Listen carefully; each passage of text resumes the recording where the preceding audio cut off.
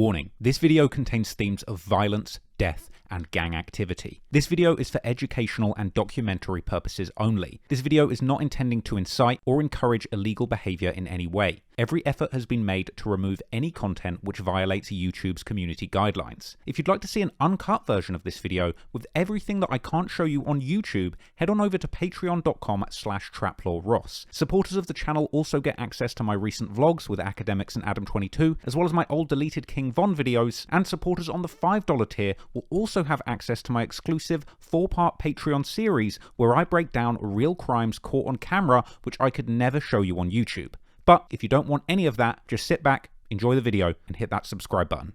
Ever since the 1980s, gangster rap has been one of hip-hop's most fascinating subgenres. From the mean streets of gang-infested Los Angeles that were brought to life by early gangster rap pioneers like Ice Cube and NWA, to Tupac and Suge Knight taking over the music game with vivid tales of gang-affiliated rappers who would bully their way into the music industry. And then you have legends like Jay-Z and 50 Cent, whose tales of life in the streets as gangsters made them millionaires hundreds of times over. For decades now, rap fans have been looking for the realest artists, whose lyrics paint a picture of a real life of crime that isn't embellished or fabricated. But when it comes to rappers who truly keep it real, the Chicago drill scene has dominated for the last decade. First popularized by Chief Keef, the Chicago drill wave was characterized by rappers that grew up in the most dangerous blocks in America, with these up-and-coming artists rapping plainly and honestly about what they experienced growing up. Shootings on the block, disrespecting dead enemies, and constantly being chased by the police. Chicago drill rappers took gangster rap to raw new heights, where the stories behind the music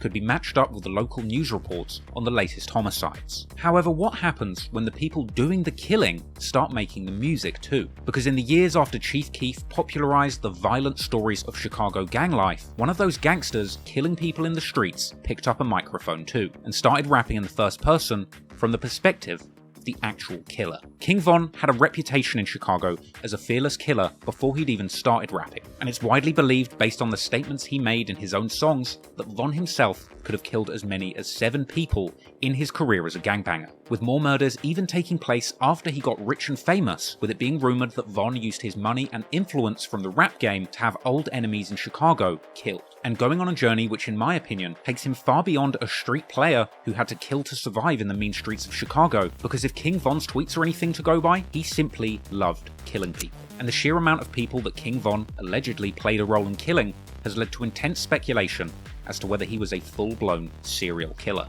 A title which King Von's enemies even said that him and his friends took personal pride in. Now, the FBI defines a serial killer as a person who kills over 3 people with time spans in between them of more than a month. Furthermore, serial killers tend to have an element of psychological gratification which plays a role in the motive for their murders. The FBI also state that a serial killer might seek various kinds of gratification through their killings, such as anger, thrill-seeking, financial gain, or simply for attention. I personally believe that over the course of his career, King Von demonstrated all of these characteristics and can indeed be classified as a serial killer. King Von frequently exhibited behaviour in public that conformed with these rules, tweeting regularly about his desire to kill, bragging about having committed specific murders in his music, which attracted him international attention and Billboard charting songs, with his drill anthems about murdering rivals making him a rich man with millions in his bank account. The FBI also point out another characteristic of serial killers, specifically that their victims may all have something in common, for example, a demographic profile, appearance, gender, or race. And it would appear that King Von only killed young black men and women from the community he lived in. These were all people just like him, being born into a rundown part of Chicago and growing up with a lot of disadvantages. All that really separated Von from his victims were the fact that they were from a rival territory, and he believed that nobody would miss them. King Von has officially been implicated in 4 murders, 2 where he was suspected of being involved, but the police didn't have enough evidence to charge, and 1 case where he narrowly received a not guilty verdict after a key witness disappeared and a co-defendant implicated himself. Another that he's accused of organising with 5 of his closest childhood friends, the shooting of rival rapper FBG Duck in broad daylight at a busy shopping district. Von will never face justice for, due to him losing his life only months before the feds would swoop in and arrest all 5 of his close friends. This particular murder would go down as one of the most brazen assassinations carried out in Chicago since the days of Al Capone. But in total, there's over 10 murders of which King Von has been connected to over the years, and nobody has looked into all of them in great detail until now. So today, we're going to take a closer look at the man, his past, and his career to find out once and for all if King Von really was the first serial killer in hip-hop history. He was in jail for 2 murders? Yeah, 1 murder and 2 attempts. 4 shooters and a hail of bullets. All of them was scatter bomb. All of them was scatter bomb. Police found several shell casings in this parking lot. King Von was bloodthirsty. He loved death. He loved killing. I got a lot of fights. Just free, how many I think? King Von had an insatiable obsession with murder and violence. The shooting leaves 1 person dead, 4 others injured. Me? Hey, I know you. You ain't know me. I King Von probably would have been considered like a serial killer. They labeled the man a serial killer. Them. King Von, real name Davon Bennett, was born on August 9, 1994 in Chicago, Illinois, growing up on West 78th and South Hermitage in an area known as Killer Ward, an area mainly affiliated with the Chicago gangs, the Gangster Disciples, and the Black Peace Stones. Von would attend Barton Elementary School in the area, but despite starting life as a fairly normal kid in Chicago, he would be subjected to the influence of gangbanging in his family home from a young age. His father was Walter E. Bennett, aka Silk, a well-known street dude from nearby Ada Park. Von was mainly raised by his mother, as his father was in and out of jail throughout his childhood. But Von's father was apparently a legend in the streets, with ties to the street gang, the Black Disciples. However, much like Von, despite the fearsome reputation he'd earned in the streets, it would ultimately be this proximity to gang life that would lead to his father's demise, as King Von's dad Silk was shot dead when Von was only 11 years old, apparently being targeted by a sniper outside of a skating rink, according to an interview with King Von's uncle. Rest in peace, King Von. Rest in peace, Silk. That's crazy. Like, I'm with Big Bro every day. My killer's daddy with a sniper rifle. This get deep, though. You know what I'm saying? Yeah, sniper. I hit him with a sniper rifle. They at the skating rink, but you know, that's another story. It seemed clear that King Von's father Silk was remembered as a legend of the block. However, coping with the loss of his father at such a young age clearly had a negative effect on the mindset of a young King Von. He would tweet and rap in freestyles years later that he simply couldn't sleep after his father's death. They killed my daddy, I couldn't even go to sleep. And throughout his teenage years, he would post RIP tributes to his father on Twitter to commemorate his birthdays. Naturally, Von would follow in his father's footsteps, getting involved in local gang politics at a young age, with Von actually telling 16-shot and visuals in his very first interview that he got involved in the streets in 4th grade, eventually getting his hands on guns by the time he got to high school. You was out here toting pipes in 4th grade, like when you started? I probably had a BB gun or something. It wasn't that heck, like, it ain't get, I just been, you know, in the streets with awesome. I just like being outside. I'm one of the little boys that like sneaking out, just being outside all day, just doing bad. When the gun, all that shit come to play to like what? High school. Yeah, like late 8th grade or some 7th, 8th grade when it really got to that point where you gotta hurt somebody or somebody trying to hurt you and you gotta protect yourself. Von would rap on the unreleased song Wait that he jumped off the porch, getting deeply involved in gang politics in 2006 when he was just 12 years old. Von would initially be a member of a local street crew affiliated with the Gangster Disciples called Killer Ward, being seen in numerous group pictures with that crew. And affiliates from the area would later post tweets suggesting that Von was indeed putting in work for this crew during his time gangbanging in Killer Ward, with Von himself corroborating that he was close to the members in Killer Ward where he was born, but making it clear that he's always been a member of the Black Disciples due to his family affiliation. Now, Von would live around Killer Ward up to around 2008 or 9, after which he would eventually move to the infamous Parkway Gardens housing development. This housing complex is notorious for its affiliations with the Black Disciples street gang. Parkway Gardens would later be referred to by insiders as O Block, but prior to that, it was referred to as Wick City. And here, King Von would meet many of the people who would end up having a huge influence on his life and career. People famous for their affiliation to O Block, whether through the gang wars going on there, or through the music that had been made about the gang war. People like Boss Top, Chief Keef, T-Roy, White, Duke, BJ, Big A, Trey 5, Sharoid, J Money, Platoon, and countless other people that played a big role in Von's life growing up. Von would also attend a new school in the area, the Hyde Park Academy, where he would attend with people from other rival territories with affiliations to the Gangster Disciples. People like FBG Duck, who would even claim in a Twitter exchange in 2014 to have plotted to beat King Von up on the school bus, and people like Lil Mark, who Von would even be seen in throwback pictures with before their feud had escalated into something deadly. Von and his friends started out their gangbanging careers with fistfights with the ops at school, schoolyard scuffles that would unfortunately escalate over the coming years, developing into full-blown gang war with firearms involved. Over time, a teenage Von would begin getting more and more involved in Chicago's street gang conflicts, apparently bringing guns to school as young as age 13. Chop Squad, who went to school with both Von and G Herbo, would claim that Von would even show off guns in class. Jails, with it apparently being Von himself who started the trend of teenage gangbangers in their school bringing guns to class. Von was the type of person to bring a pole to school at 13 for. Like, that's what me and Herb was talking about. He knew it was real when Von walked up to him in school. He was like, he had flashed the pole or something. He was like, Herb knew every day from there it was up. He was like, oh, we bringing guns to school?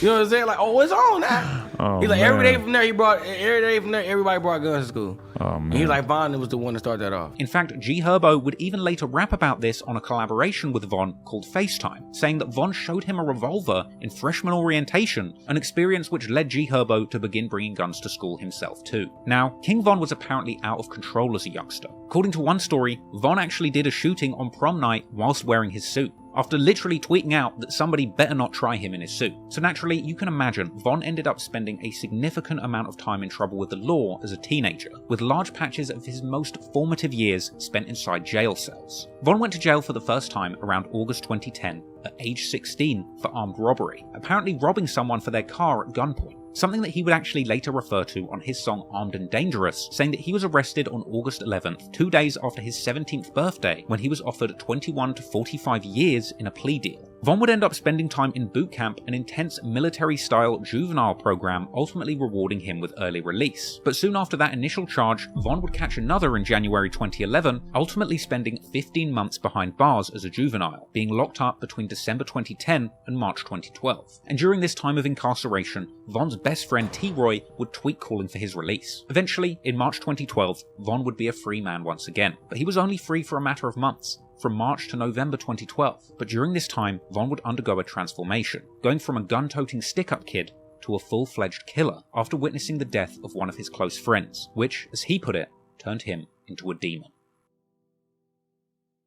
Before we get into the first murders that King Von was allegedly involved in, I just want to take the time to consider the real reasons why he would be motivated to kill in the first place. Despite covering a lot of gangsters who are hardened killers, it's important to consider the social circumstances that need to exist for a teenage boy to start committing murders. Firstly, these areas where King Von grew up in Southside Chicago, Killer Ward and O Block, are incredibly poor and dangerous areas, with the latter even being described by the local Sun-Times newspaper as the most dangerous block in Chicago. Part of the reason why so many of these gang murders in Chicago go unsolved is due to the failure of policing in these areas. Someone like King Von grew up seeing death and destruction as a completely normal thing. And if the police never come to your area to solve crimes or deliver justice, it's easy to see why you would place more trust in street justice than in the state. Furthermore, you really have to ponder whose fault is it really that somewhere like O Block ended up being so poor and dangerous. While it's easy to blame the gangsters and killers there for cultivating a lawless environment, the city and the state politicians ultimately have failed to create the economic circumstances for someone to grow up safely in these areas. Had there been better economic prospects in the hoods of Chicago, perhaps many of these young men wouldn't have been forced into a life of crime and violence. Furthermore, when it comes to the analysis of King Von's eventual transformation into what some have described as a serial killer, there's actually an argument to be made that geography may have played a part in King Von feeling like he could get away with so many murders. The 70s to the 2000s have actually been described as the golden age of serial murder, and one possible cause for this phenomenon around this period has been cited as urbanization and the concentration of inner city living. Some people have said that putting so many people in such close proximity ends up offering a unique level of anonymity when it comes to committing crimes in these complicated, busy and overpopulated areas. Put simply, this means that in O Block, the sheer amount of people, overlapping gang conflicts, and normalization of violence on the streets means that somebody like King Von could kill multiple people without attracting too much attention to him personally. As sad as it is to say, in the eyes of the cops, a victim is just another casualty of the gang war rather than a specific crime that could be solved. And it's these circumstances that were the perfect conditions for a young King Von to begin killing people in his community with minimal consequences. And whilst King Von was in jail, gun violence had raged on between the Black Disciples from Wick City and the rival Gangster Disciples from St. Lawrence and Eberhard Avenues, or STL-EBT. And during this time whilst King Von was incarcerated, a 15-year-old gangster disciple from the rival hood by the name of Tuka was murdered. Real name Shondale Gregory, Tuka was shot dead at a bus stop on the 600 block of East 63rd Street on the 12th of January 2011 at around 6:48 PM. It was around that time that a masked gunman jumped out of a vehicle, shooting Tuka several times. Tuka was hated by his rivals from the Black Disciples,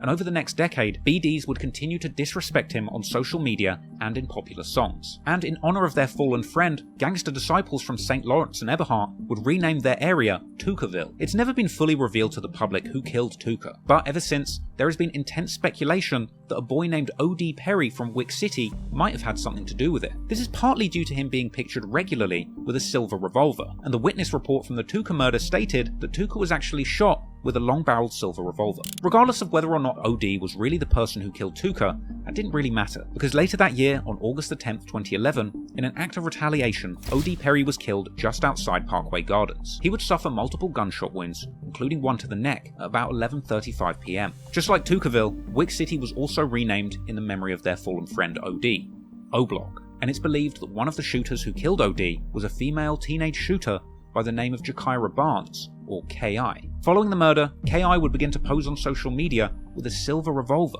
similar to the one that O.D. was known to carry, and her rumoured involvement in this murder of a beloved O-Block member would lead to K.I. becoming a major target herself, with matters not helped by the fact that she would regularly tweet insulting O.D. Perry and alluding to having killed him, along with others who would openly claim that K.I. made the O, meaning that she killed O.D. and was the one that caused Wick City to change the name of their block to O-Block. But the tragedies in O-Block were far from over. On the 18th of October 2011, another O-Block native by the name of Patoon, real name Edward Riley, would be shot dead inside O-Block after being approached by two people with firearms. Another devastating loss to the community would come when 19-year-old Sherroyd Liggins would be shot in the head and left for dead on February the 16th, 2012, also at O-Block. This murder was particularly notable for the fact that it was believed that Sherroyd was killed by a Tuckerville shooter by the name of Boss Trell. As the gang war in his neighbourhood continued to take more and more of his friends' lives, King Von would get more and more involved, continuing to play a role in the gang war going on in Chicago's street underworld. Von later rapped on the song Don't Want to Be Me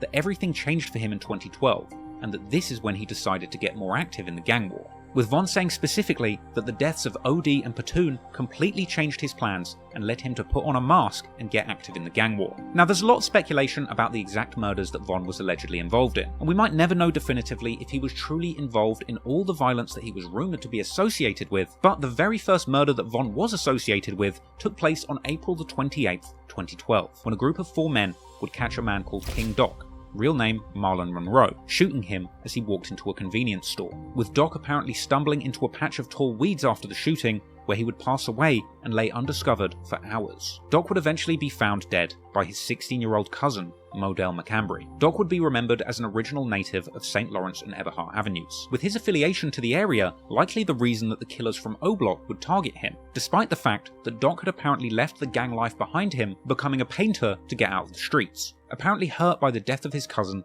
Modell, that boy who discovered Doc's body, would then begin to get more involved in the gangs in the area too, beginning to hang around with people like K.I. and FBG Duck, as well as being seen on social media with guns. In fact, it's actually around this time that social media begins to play a bigger and bigger role in the gang war in Chicago. And during this time, King Von himself would become a prolific user of Twitter, beginning a flurry of activity on the platform after signing up in June 2012, and going on to tweet constantly about his activities in the streets, seemingly with no fear about incriminating himself. Von would openly claim to be drilling in the name of O.D. Perry. He would say that he was like Phineas and Ferb in the streets with his best friend and fellow O-Block shooter T-Roy, warning ops not to diss them, claiming to shoot people like it's nothing. He would tweet that he's been drilling from young and even wants to kill cops too. He would say outright that he will whack people. He would regularly diss numerous rival hoods and gangs, and be claiming to be paranoid due to having so many people trying to kill him. Von claimed on Twitter to get so enraged whenever he hears the name Tucker or St. Lawrence that his trigger finger just starts itching. But during this time that Von was tweeting openly about all the crimes that he was willing to do in the streets, these crimes would continue to play out. On August the 7th, 2012,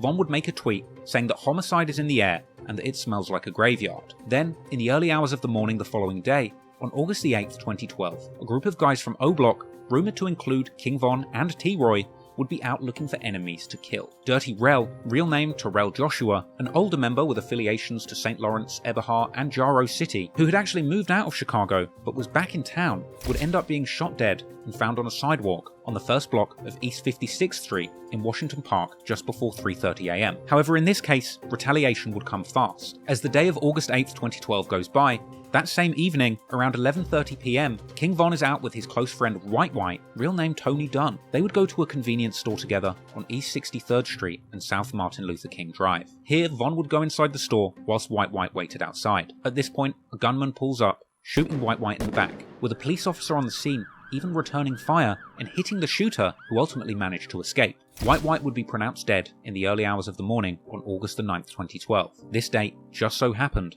to be King Von's 18th birthday. This was a devastating incident for Von, who would tweet numerous times about the murder of his friend Whitey, including this one where he said that he had just bought Whitey a pill and gone inside the store, only coming back outside to find a crowd surrounding his shot friend and at first believing that Whitey would be okay. After this, Von would tweet messages saying that this killing is what led him to act out, and in the days following, he would be pledging to kill his enemies publicly. Von later elaborated on his mindset around this period in his song Demon, saying outright that witnessing the death of his close friend Whitey on his 18th birthday is the exact thing that turned him into a demon. And Von would rap that after this, him and his right-hand man T-Roy would be doing hits back-to-back to avenge this tragic loss. Von would apparently be trying to kill much more ruthlessly after this, desperately wanting to get at rival shooters K.I. and Wooski, who had mocked White White's death on Twitter. In September 2012, King Von and others caught K.I. on the train, apparently beating her up and mocking her on Twitter in the aftermath. Von would eventually catch up with K.I. in much more deadly circumstances, but not for a couple of years. For now, he would continue to gangbang in the streets with his O-Block brothers like T-Roy, ultimately winding up implicated in numerous murders as he continued to seek revenge for the murder of White White, and one body at a time,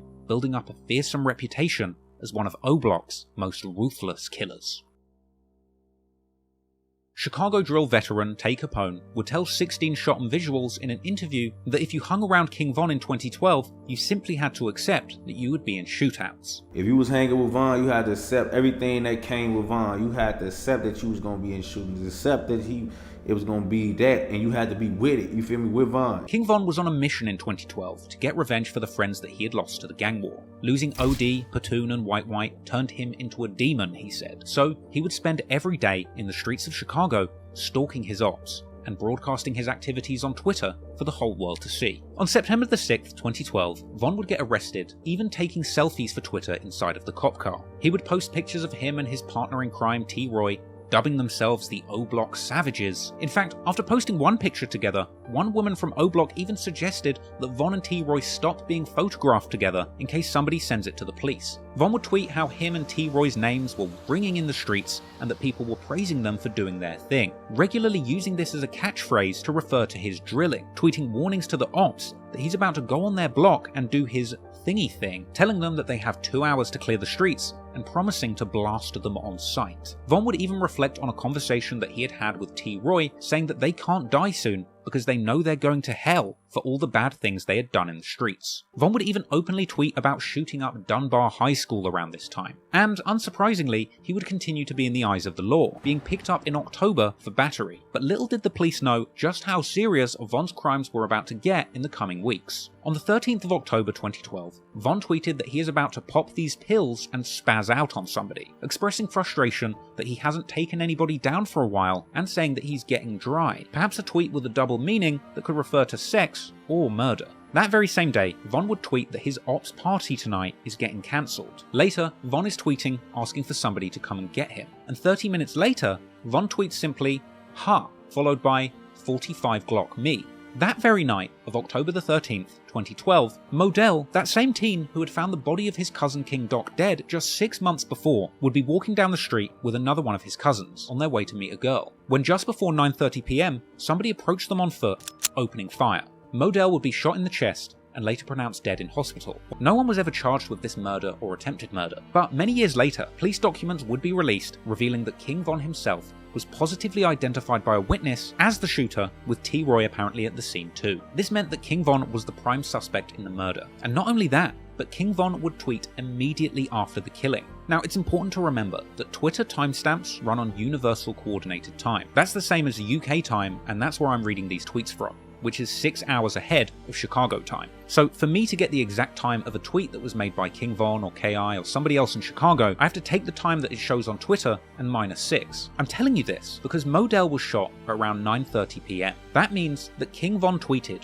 who died about 17 minutes after the murder of Modell took place. And that tweet was followed by yet another one reading, "It's not safe around our way," which came less than an hour after the shooting. And Von's "Who died?" tweet would provoke responses from somebody who even knew Modell, with Von saying that the dead person is somebody that they know. In addition to that exchange, the female shooter from Tuckerville, K.I., would end up getting arrested not long after this for apparently shooting indiscriminately into O-Block, hoping to kill anybody in retaliation for Modell. None of this seemed to bother King Von, however, as he clearly got a lot of satisfaction out of having seemingly killed again. The day after the murder of Modell, Von would tweet that him and T-Roy have a problem, and that they can't stop doing their thingy thing. Von would tweet that the streets are in trouble when he's coming, and he would brush off the cops' attempts to arrest him. In fact, only 2 days after the killing, he would get into an argument with a well-known Tuckerville GD known as Wooski on Twitter. Wooski had inferred that he had been out looking to catch Von that day, asking him where they were at, with Von leaving a heartless reply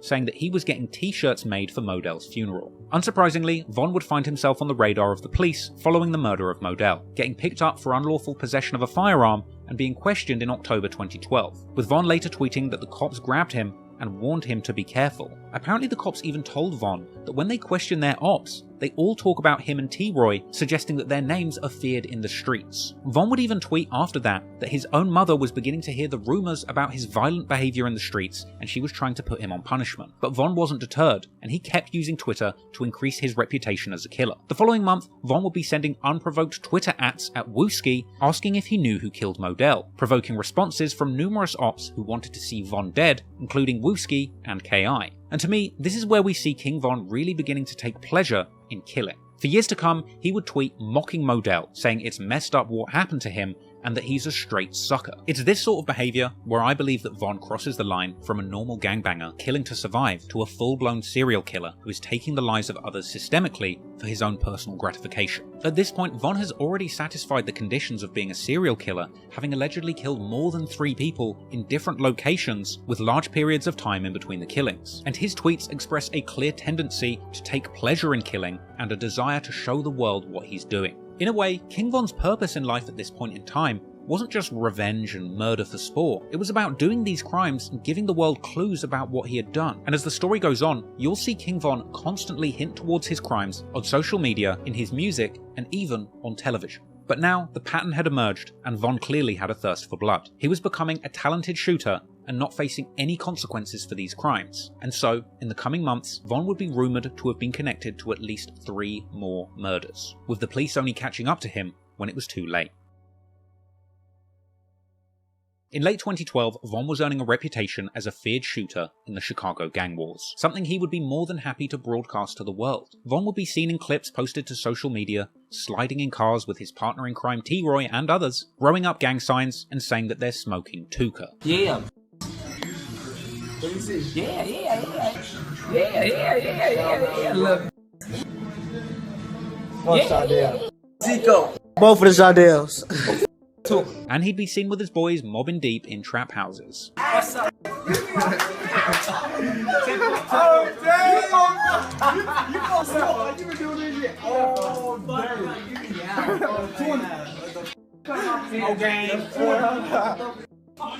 And Von would even broadcast his activities rolling with the gang to the local store. Von was surprisingly open about his gangbanging life on social media, and he would be particularly active on Twitter during these violent months. He would tweet openly that he was planning to shoot at random people in traffic. He would tweet that he is STLK, or a St. Lawrence Killer, and interestingly, around these times on the 18th of October 2012, O-Block native Chief Keef would release his hit song Love So-So, a legendary Chicago drill anthem with lyrics about killing people for disrespecting O-Block. At this point in 2012, Chief Keef had become a global rap star off the back of his single I Don't Like, which was given an all-star remix by Kanye West, and ended up landing at number 73 on the Billboard charts. That song had lyrics about the gang wars in Chicago and lives being lost, and Chief Keef's music was becoming legendary for painting a picture of reality on Chicago's most dangerous block. Of course, who could forget Chief Keef's classic anthem 300, a song with lines all about the young'uns on his block gunning people down, and a track that made it famous to diss Tuka, with Black Disciple rappers beginning a trend of saying that they're smoking on Tuka, a sign of disrespect to Shondale Gregory, who had been killed in 2011. Now, King Von himself had an interesting relationship with Chief Keef's music. Von would tweet that him and T-Roy are the real-life people who these rappers are making their songs about. Von seemed proud of his career as a real gangster, the true story behind Chicago drill music. In fact, it seemed from his tweets that he took great pride in this. He would regularly quote lyrics from drill songs by Chief Keef and others, and he would continue with tweets expressing his intentions to shoot up the ops. In one, he says he just got a new gun and can't wait to use it, and he even claimed in one tweet to have shot a woman by mistake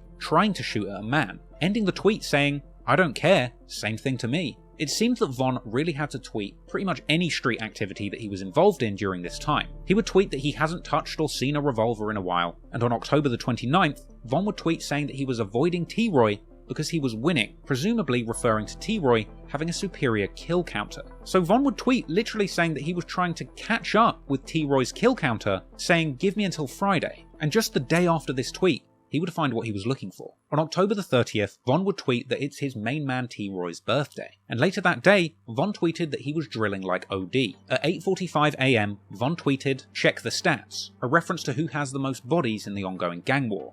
According to the police, less than 30 minutes after this tweet was made, at around 9:13 AM, P5, aka Crack, real name Derek Johnson, would be shot multiple times in the 6200 block of South Eberhart Avenue. The 23-year-old was rushed to the hospital, but pronounced dead at 9:54 AM. The incident report would record the time of the shooting as 9:13 AM in the Chicago time zone, which on Twitter for me would display as 3:13 PM. That means that just 3 minutes before the recorded time of the shooting, Von tweeted, "laughing my ass off." Then at 9:13, the time that the police estimated the shooting took place, Von tweets, "his 45 makes his ass do 40 flips." And then, only a few hours after this early morning murder, just after noon, Von would tweet "the early bird catches the worm," and then going on to tweet about ops making the news, saying that he does his thingy thang for real, saying that he erases people like he drew them, and tweeting that his ops aren't trying to win like he is, and saying that he is doing this for OD, Platoon, Sherroid, and White White.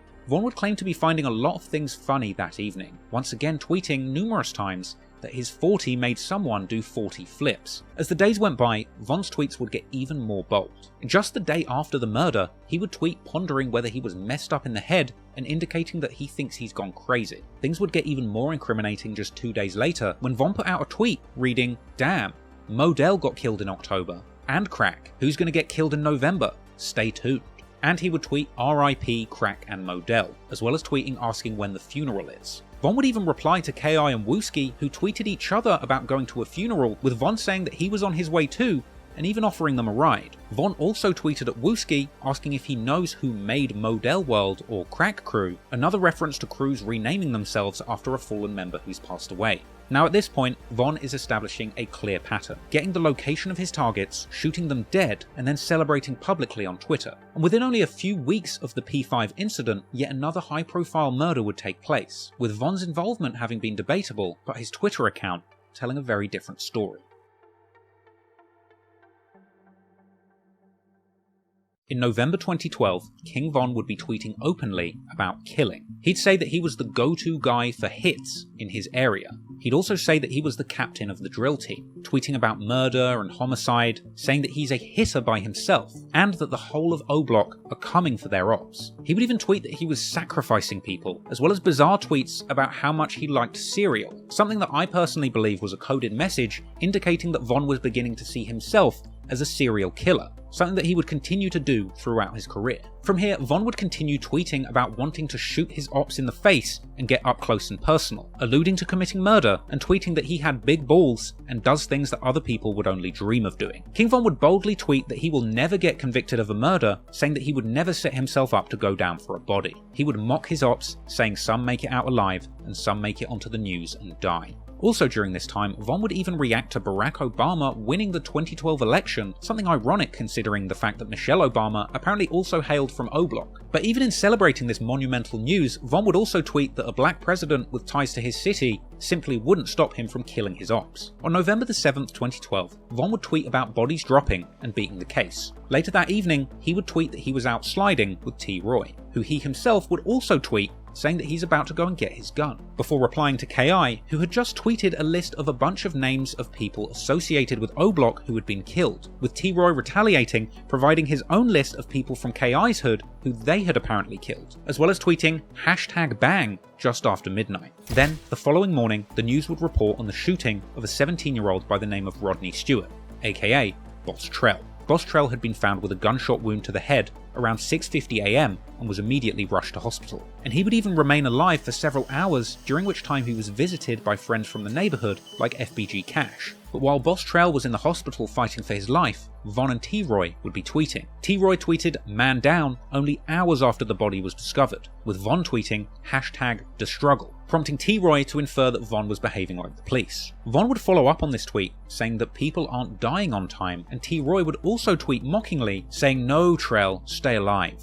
Then, in since-deleted tweets, allegedly by King Von, he would suggest that he had actually spent the day trying to get KI on the phone. However, Boss Trell would be pronounced dead that night at 11:30 PM on the 8th of November 2012, and the following day, King Von would take to Twitter once again to mock Boss Trell and his ops. He would tweet that STL doesn't stand for St. Lawrence, but instead for steady taking L's. Another tweet would drop, with King Von telling people, "Don't worry about who killed who, just be glad that you didn't get killed and shut up." This was followed by another tweet aimed at Boss Trell, saying "lol, you ain't a boss to me." Many theories suggested that T-Roy and Von, and possibly others, were involved in this murder. Some have said that it was T-Roy, others have said that it's Von, or potentially even the two of them together. But it is worth mentioning that there's an alternative theory that Boss Trell was actually murdered by someone completely unrelated to this feud, who was apparently trying to retrieve a gun that had been taken from him. But regardless of who was responsible, Von and T-Roy were certainly happy to see Boss Trell gone, and they would continue to tweet boldly about it publicly. Their ops on Twitter would warn T-Roy over the disrespect, but for King Von, tweeting about the murders going on in the streets was a must. Von would post saying that the ops are dying frequently and that he doesn't plan on slowing down. He would say that he will kill an op anywhere, and once again reference cereal, saying that he eats cereal after shooting people, another hint in the ongoing joke that Von is indeed becoming a serial killer. Von would even mock the ops for having funerals. He simply didn't care what anybody thought. It seemed that Von was hellbent on killing his enemies, and he would be hellbent on tweeting every single time something negative occurred in the streets. However, Von's days would be numbered, and following the next hit that he was implicated in, he would tweet once again, perhaps a little too recklessly this time, finding himself behind bars for over a year.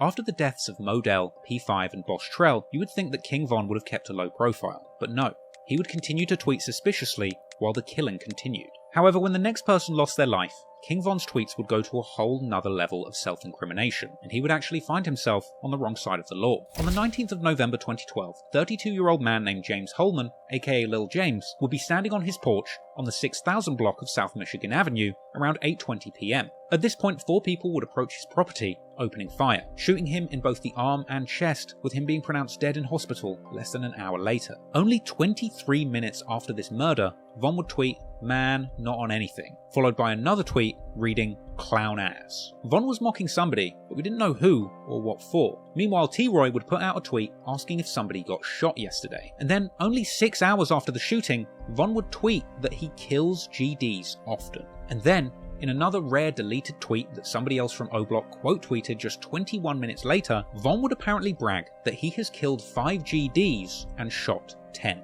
With a later news article even confirming that James Holman, the man who was killed most recently, was indeed a gangster disciple. Furthermore, a police report on the Lil James murder would describe the shooter's height and build, which apparently matched Von's description. Now, Von tweeting that he had killed 5 GDs after the death of Lil James is particularly interesting, because there's always been a lot of speculation on exactly how many people Von had killed and who specifically he was responsible for killing. And at this point in time, Von had been associated with 6 murders in total. So, if Von himself is apparently confessing that he has killed 5 people at this point, then it's likely that just one of these murders he had nothing to do with. From here, Von would continue to tweet throughout the day, saying things like, "Dissing him will get your people killed," and another asking openly who made Crack Block, another reference to the murder of Crack, or P5. Unsurprisingly, the authorities would catch up with Von just 3 days after the murder of Lil James. Perhaps they'd read his tweets. Von's capture would be confirmed by a tweet from his sister from his own Twitter account saying that he would be in jail for Thanksgiving, with Von's charges later being revealed as unlawful possession of a firearm.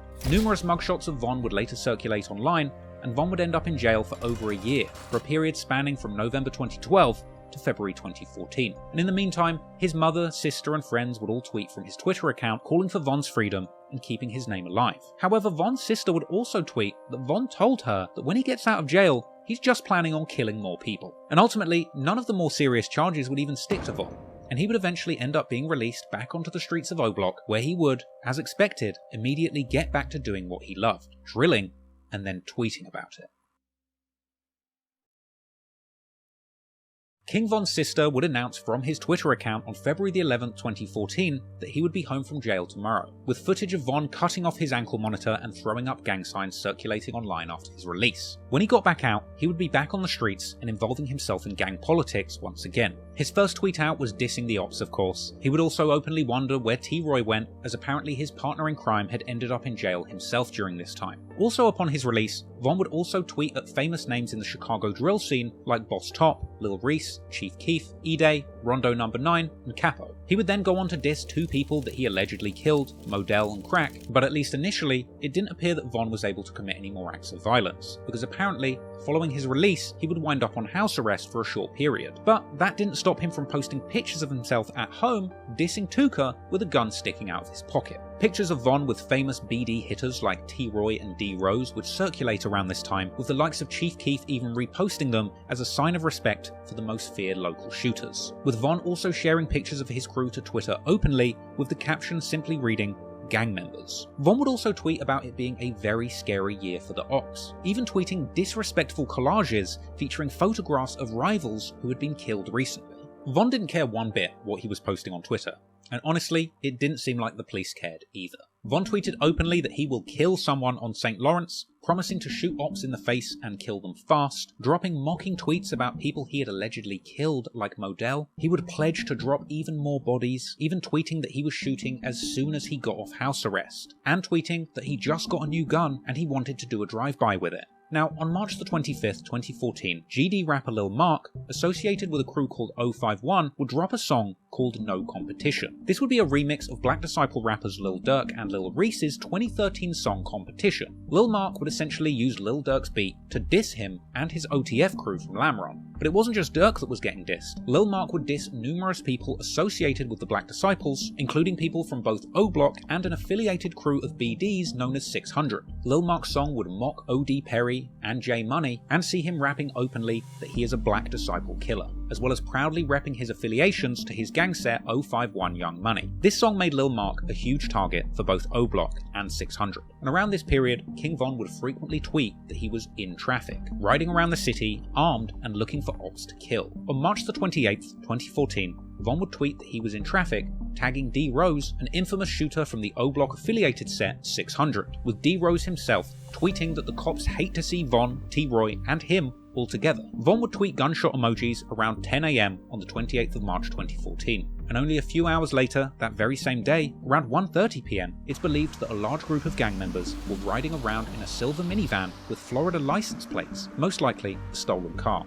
Meanwhile, a 20-year-old Mark Campbell, aka Lil Mark, was at a bus stop on the 300 block of East 51st Street. It's believed that that minivan pulled up and a masked man jumped out, shooting Lil Mark in the head, with Mark ultimately being pronounced dead at the scene only minutes later at 1:41 PM, and that minivan connected to the shooting being found in flames at 6:30 PM that very night. It's widely believed that D-Rose was the shooter, with King Von being present for this murder. D-Rose even posted a clip to social media of him and his friends returning to the scene of the crime and filming, where King Von can allegedly be heard in the background of the car. Hey, so took off 51st! Damn, body down. I was not going to see you on the bro. Tweaking, bro. Body down, 51st, gang. Man, D-Rose would tweet, "Call 'em, never heard of 'em," with a laughing face just 36 minutes after the killing. King Von would tweet, just 42 minutes after the shooting, "Die why?" with a bunch of laughing faces, with this being a sign of disrespect to Lil Mark's gang 051 Young Money. That tweet was then followed by Von saying 051 better keep their head up, with a bunch of laughing emojis. Then he says he lives for this, F the ops. And just in case there was any doubt about King Von being present for that murder, he would also reply to somebody on Twitter discussing Lil Mark, saying outright he just saw the murder, with King Von going on to tweet at other O-Block affiliates that they would be celebrating that night. Von was speaking so recklessly on Twitter, his sister would even tell him to go in the house, with the defiant Von replying to her with gunshot and demon emojis, then tweeting that Lil Mark's death was getting him attention from women, even going as far to say that Lil Mark's pregnant girlfriend might have cheated on him. Followed by another tweet a few days later where Von claimed that he leaves people dead at the bus stop just like Tuka, a tweet that's even more disrespectful when you learn that Lil Mark was actually Tuka's older brother. D Rose would also tweet the day after the murder saying you ain't gotta ask who shot him, indicating that he was indeed the shooter of Lil Mark, as well as proudly saying that he was smoking on Marco. But Von and D Rose weren't the only ones celebrating the death of Lil Mark, because Lil Durk, the original subject of Lil Mark's diss song No Competition, released just 3 days before he was killed, would end up making a trip to the very bus stop where Mark was gunned down, with Durk telling his followers that this was a very special place. Hey, this bus stop right here though, this is a real famous place, you hear me? This is a real famous place, B. Hey, this bus stop is a real famous place, B. I ain't gonna lie to you. Because of all of the attention from rappers about this incident, Lil Mark's death became news beyond the local Chicago papers, with this killing taking place during the heyday of DJ Akademiks' War in Chiraq series, where Akademiks would report satirically on the Chicago drill scene and the shocking crimes going on within it. King Von himself would even go on to rap about killing people at bus stops many years later, as well as on the song Exposing Me, where he says that he is smoking Lil Mark and Tuka. And Lil Durk would go on to do the same thing, rapping in the December 2014 track War with E-Day 600, also saying that he is smoking Lil Mark and Tuka. Now, it's never been definitively confirmed who killed Lil Mark, but it's widely believed that the two most likely hitters are D Rose or King Von. But whether or not King Von actually did it, he clearly got a lot of gratification from just witnessing this murder, further fueling this strange bloodlust that he was cultivating around this time. If he wasn't the one killing, then he would at least want a front row seat and an opportunity to tweet about it. However, it would be the next murder that would seemingly be Von's most proud moment in the streets, because he would end up finally catching somebody who he had wanted to get for years, leaving clues on Twitter all the way up to the killing. And then, in an insanely twisted turn, not only would Von get away with the murder, but he would go on to appear in a documentary interview about the victim without anybody even working out that the killer that they were looking for was sitting right in front of the camera.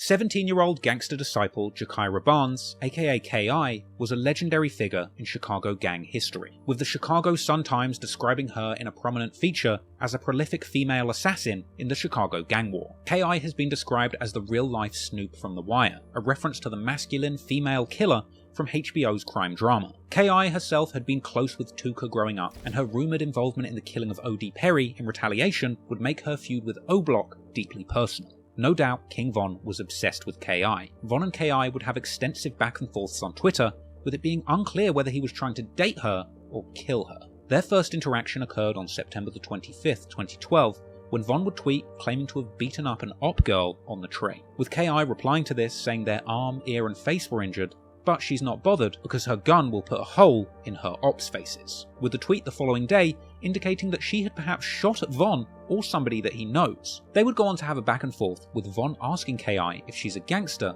or a bitch, with K.I. indicating that she is indeed a real gangster.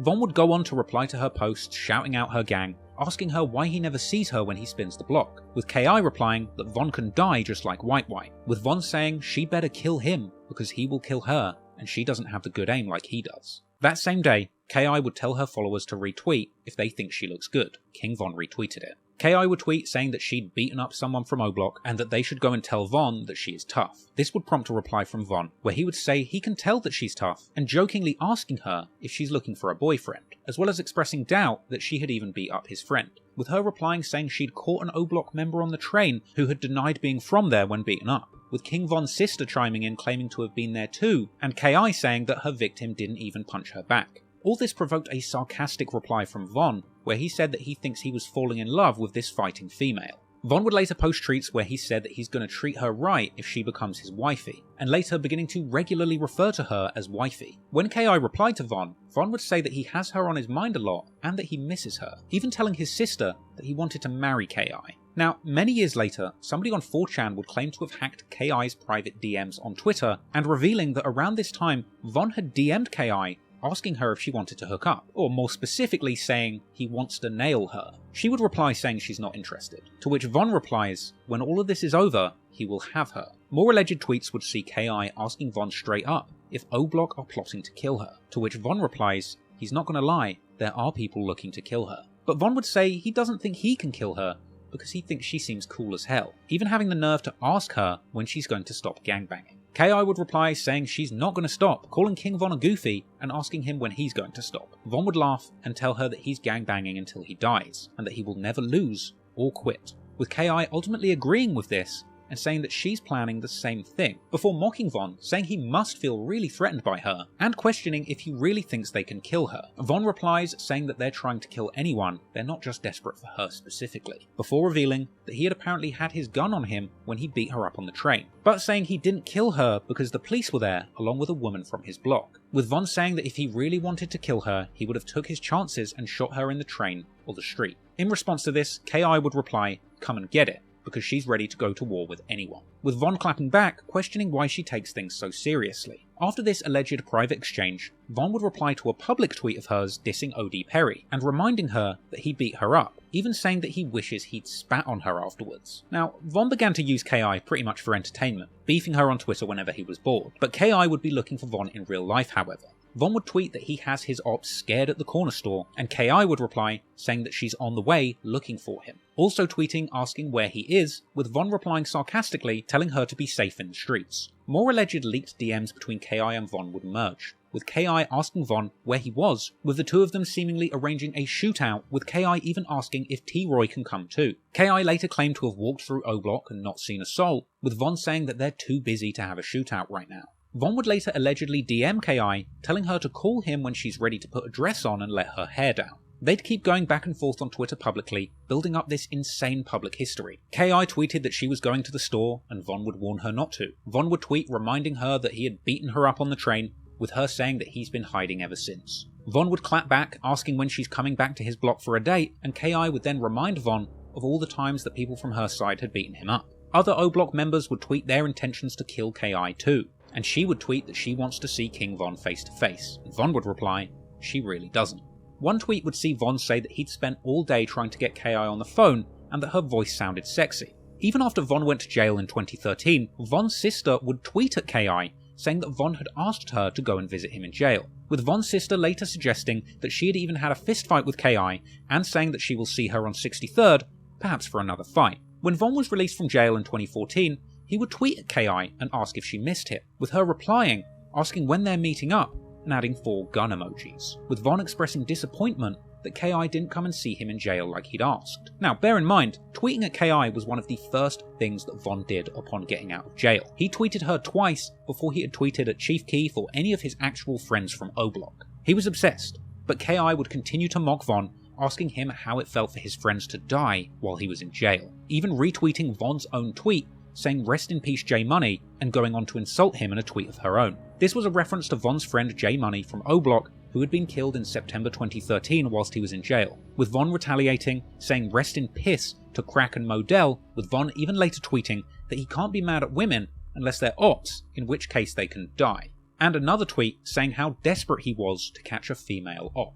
Von and Ki would tweet at each other much less in 2014, perhaps because Von was looking to reduce the paper trail leading to him if Ki wound up dead. But in the days following Little Mark's death in April 2014, Von would release some brazen tweets. On the 1st of April, he would tell a friend that he would never start rapping and that he prefers killing ops, and tweeting that he had bodies on his gun. On the 6th of April, Ki would tweet saying, people won't get the picture until you put them in the frame, along with a gun emoji. That same day, Von would tweet, saying if you're not where I'm from, you will get killed. That was followed the next day by Von tweeting that he was always looking for a woman and he can't find her, and saying he will stop looking and let her look for him. He would then go on to tweet on the 10th of April that there's some women he would do anything for, telling her to just hit his line. That would be followed by another tweet saying if a girl leaves him, then she's leaving the best, with it unclear if he's talking about her leaving him or her leaving this earth. That was followed by more tweets where Von would say if a girl is with the ops, then she's getting shot, and that he's not playing with op girls this summer and they should watch out. In the early hours of the next morning, Ki would make the ominous tweet, in the end, we die, as well as tweeting her apparent location just off 63rd. And later that afternoon, Ki would be standing on a nearby porch in the 6400 block of South Eberhart Avenue, only a 3-minute walk towards O Block from the location that she had tweeted she was at earlier that day. And that was the day that King Von would allegedly find that woman that he had been looking for all this time, as K.I. would indeed be gunned down on April the 11th, 2014. The murder report on K.I.'s death would feature a witness describing the shooter who hopped out of a car, catching K.I. and another man who were about to shoot dice. They would run into a gangway, but the shooter kept firing, apparently even shouting, "Yeah, bitch-ass N-words," as he fired the handgun at K.I. multiple times. She would be shot 9 times and declared dead just 2 hours later. For Chantel Brown, the statistics are more than just numbers. Within 12 short hours across Chicago, 14 people were wounded, 2 people killed, one of them being Brown's oldest child. I'm just going to miss her presence. She was a very, very beautiful, well-known, lovely girl. 17-year-old Jakira Barnes loved basketball, her friends, and being with family. It's still under investigation what exactly happened Friday afternoon in the 6400 block of South Eberhard, but neighbors say Barnes and a friend were walking along the sidewalk when a gunman started firing. When the bullet hit, it was so powerful, she fell on the step. Residents who do not want to be identified say Barnes fought to live, but had been shot at least 9 times. In the jaw, in the neck, and in the chest, and in the legs. 9 times, they said. Barnes was transported to Northwestern where she died, and tragically for this neighborhood, it wasn't the first child lost to gunfire. And Von would go on to tweet just hours after K.I. was pronounced dead, saying that he loves his gang and they love him, before tweeting, "Mad that nobody misses him." And this was followed by people confirming that K.I. had been killed. O-Block veteran Jay Hood would reveal in a Cam Capone interview many years later that Von came back to O-Block and told him what he'd done immediately after the murder. But he literally say just like this, I'm looking straight, he meant why I just run up on K.I. and why I just ran up on them and caught K.I. She was the last one running out of the gate. I was like, no way. The day after the hit, Black Disciple rapper Lil Reese would tweet Von's catchphrase saying that he does his thing, seemingly a congratulatory post to Von, who replied saying, "You gots to." Von would later tweet that he needs a real bitch, and over the next few days he would once again deliver a flurry of activity on Twitter, tweeting that his ops don't scare him and that the whole gang war is funny to him. He would say that he's lost a lot of friends, so his enemies must die in retaliation. Von would also tweet saying that people wouldn't believe the things that he does in the streets, and saying that he will never tell. Von would even copy K.I.'s earlier tweet from the week before her murder about people not getting the picture until you put them in the frame, as well as tweeting at her, saying he misses his old girl. Von was clearly in a celebratory mood following the murder of K.I., and he would go on to make post after post referencing the ongoing gang war, posting tributes to T. Roy, telling his incarcerated friend that he was going crazy on the streets while he was locked up. Von was seemingly proud of himself for all he was achieving in the streets at this point. He would seemingly update his body count to 6, openly tweeting "homicide in the air" and that he made 6 people extinct for playing hard. Von would even post his own mugshot saying they should have never freed him because he's a menace. He tweeted that he put people's brains in their lap and asked his followers if they would still be there for him when he gets 100 years in jail. Von would suggest that he is only competing in kill counts with T-Roy, suggesting that those two were the most deadly people in the streets at this time, and he would claim to wake up in the morning thinking of nothing but killing people. Other rappers and well-known figures around Chicago drill would continue to tweet congratulating King Von after this murder, people like Lil Reese and Boss Top, and Von would also tweet on April the 28th that there's only 2 places for a man like him, presumably jail or hell. Clearly, he must have had an inkling, as he would end up being picked up in connection to the murder the following day, on the 29th of April. But Von would never be formally charged with K.I.'s murder. He would deny even knowing her and would initially offer to do a polygraph test, as well as providing a loose alibi, relying on a woman claiming that she had been with him the entire day of the murder. Combine that with the fact that Von had apparently checked in with his parole officer just an hour before the murder worked in his favour, despite the crime scene being only 35 minutes from the parole office, meaning that Von had over 25 minutes spare to get there and kill K.I. immediately after signing in with his PO. As a result of these slick manoeuvres, Von would indeed be released the next day and face no further consequences in this situation. And he would tweet that he beat that case like Rocky and that he was in a good mood, showing love to everyone but the ops. That was followed by him tweeting laughing faces and saying that he was grateful to be free and that he's too real. A few days later, Von would be tweeting that he beats bodies and that he doesn't plan on going to prison, as well as seemingly referencing K.I.'s resemblance to Snoop from The Wire and calling her a dead op. Years later, Von would even go on to brag about killing K.I. on songs after he started rapping, famously saying on the track War With Us that he put a pretty op bitch in the morgue, you can call her drop dead gorgeous, as well as saying that he keeps a strap like K.I. on the song GTA. For years following this murder, people, including myself, speculated on whether King Von had killed KI, or whether it was the work of fellow O-Block hitter Big A, who reportedly went by the nickname ASKI, or Ask KI, after her death, suggesting that he had something to do with her killing. But in lyrics to King Von's leaked song Wait, he seemingly rapped about the day that he caught KI, with lyrics a lot of people believe would allude to Von jumping out of the car and chasing KI down the alley, with Big A being the driver.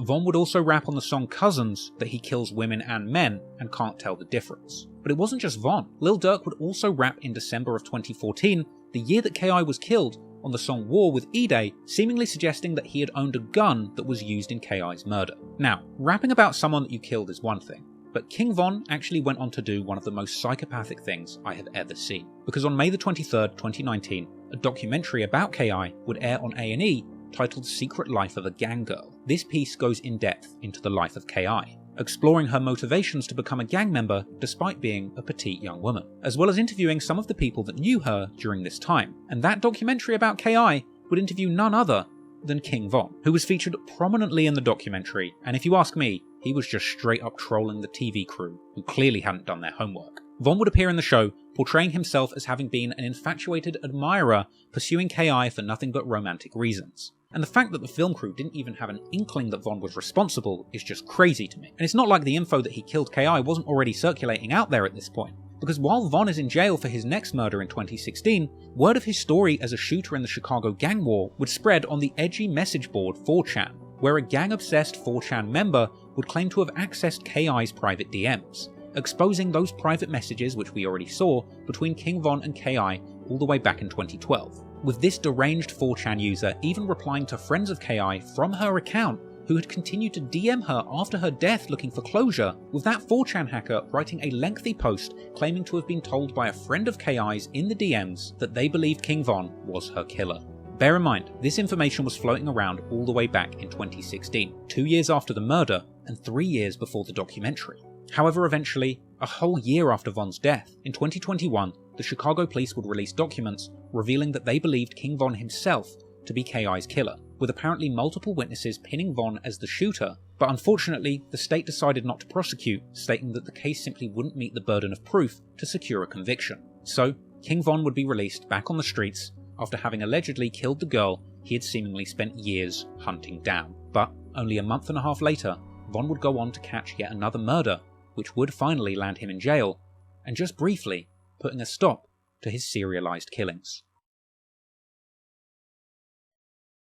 After being questioned about the KI murder and being released with no consequences, King Von felt invincible. The month is May 2014, and Von had seemingly killed a total of 6 people at this point. As usual, he'd be on Twitter non-stop, hinting at his actions in the streets, asking God for forgiveness for killing his ops, and saying that he shoots first and asks questions later. He would tweet that he's in a different league when it comes to killing, and others need to catch up, and telling the world that he's always armed and ready for his ops. Clearly Von was active in the streets, as well as on Twitter, claiming to be driving through his ops area literally as he was tweeting, and saying that he has an itchy trigger finger. Von would claim that anybody can get smoked for the right price or cause, warning his ops not to come near him or he will shoot. Von would claim to never be putting his gun down because too many people have died in the gang war, taunting his ops, saying he knows that they want him, but it's not his time to die. Von would even repost a viral clip from Worldstar titled When Keeping It Real Goes Wrong, a video apparently showing a group of people filming themselves going to Chief Keef's neighborhood and getting shot at.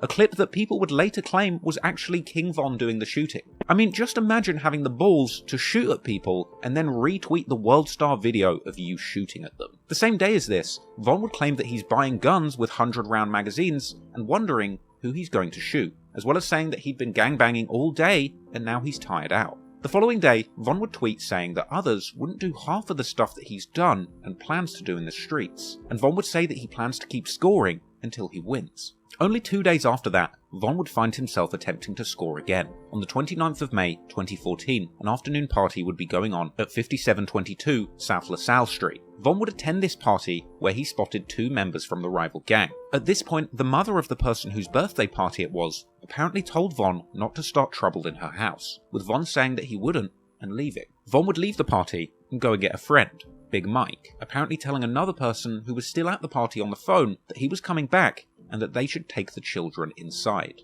Von and Big Mike would return to that party, parking down the street and approaching a group of 3 men outside the house, opening fire. 3 of those men would be hit by gunshots, whilst Von chased them, allegedly yelling, "Why are you running?" And when the shooting stopped, a 19-year-old man by the name of Malcolm Stuckey would be declared dead with a gunshot wound to the head. The Chicago police would respond to the shooting at 6:10 p.m, arriving on the scene where police were pictured securing the location around Malcolm's body. Apparently Von was really trying to kill 2 rival gang members that he saw at the party, ultimately hitting 3 people for only killing Malcolm, who allegedly wasn't the intended target or even involved in the gang war. Perhaps this is why we never hear King Von in his career disrespecting or saying that he's smoking Malcolm like he did to many of the other people that he was rumoured to have killed. But there would still be hints at his involvement, because while Malcolm had been laying in the street with a bullet in his head for several hours, only 12 minutes before he'd officially be pronounced dead, Von would tweet saying that he has some issues but he cannot tell a soul about them. Meanwhile, Boss Top from O-Block would tweet that Von is the guy who sits people down if they run up. Now, it would take nearly 2 months for the authorities to connect Von to this murder, and during this time,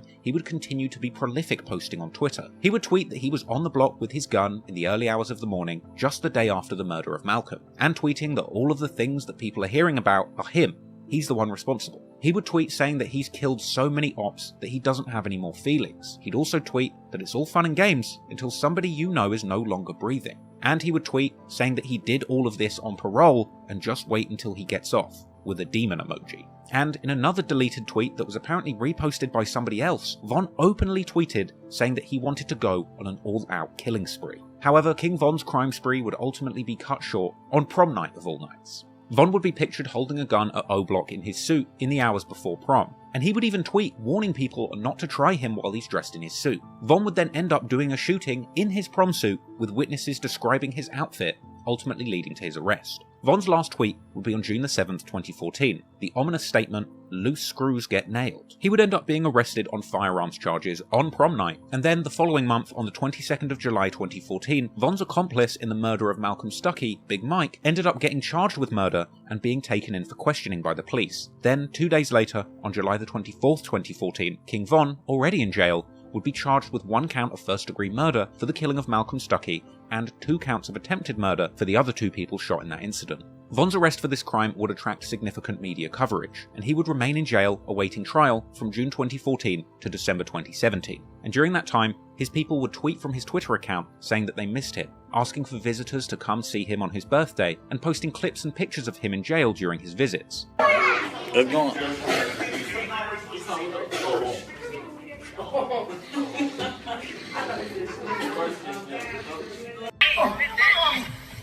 That's great. Recording already? Dropping wives and dropping rates. I'm thirsty. What's up? You miss me, man? Yes! You lying. No, I'm not. You got the money from Mama? No, it's still in her car. About the syrup. I'm flexed up. Holla.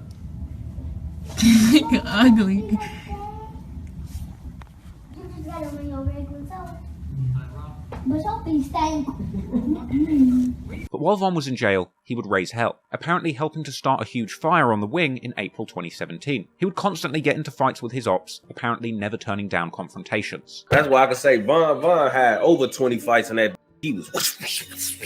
He talk about jail. He talk about that shit like it's a rite of passage. Like every that was a street like him, he was like jail was coming. Yeah, that's why he was always in that, because he never cared about jail. That's how he was able to be the type of he was in the streets. Because some of these savages, like, and you supposed to do shit with that in the back of your mind, like knowing, like, man, go south, go to jail.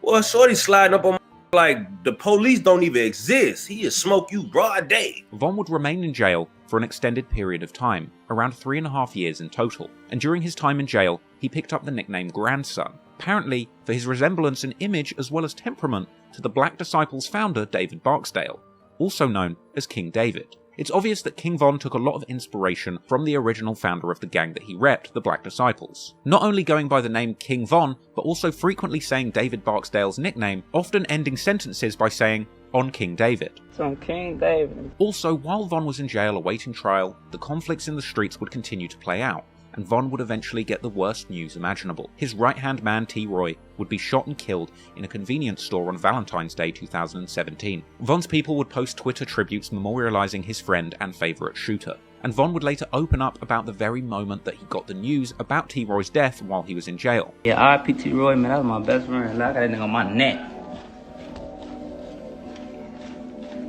That's how strong that shit. I got him gang banging on my neck. That's how hard we was gang banging up. With Von saying that he completely broke down crying when he found out that his right-hand man T-Roy was gone. This my dog. Before they kill my dog, I was locked up.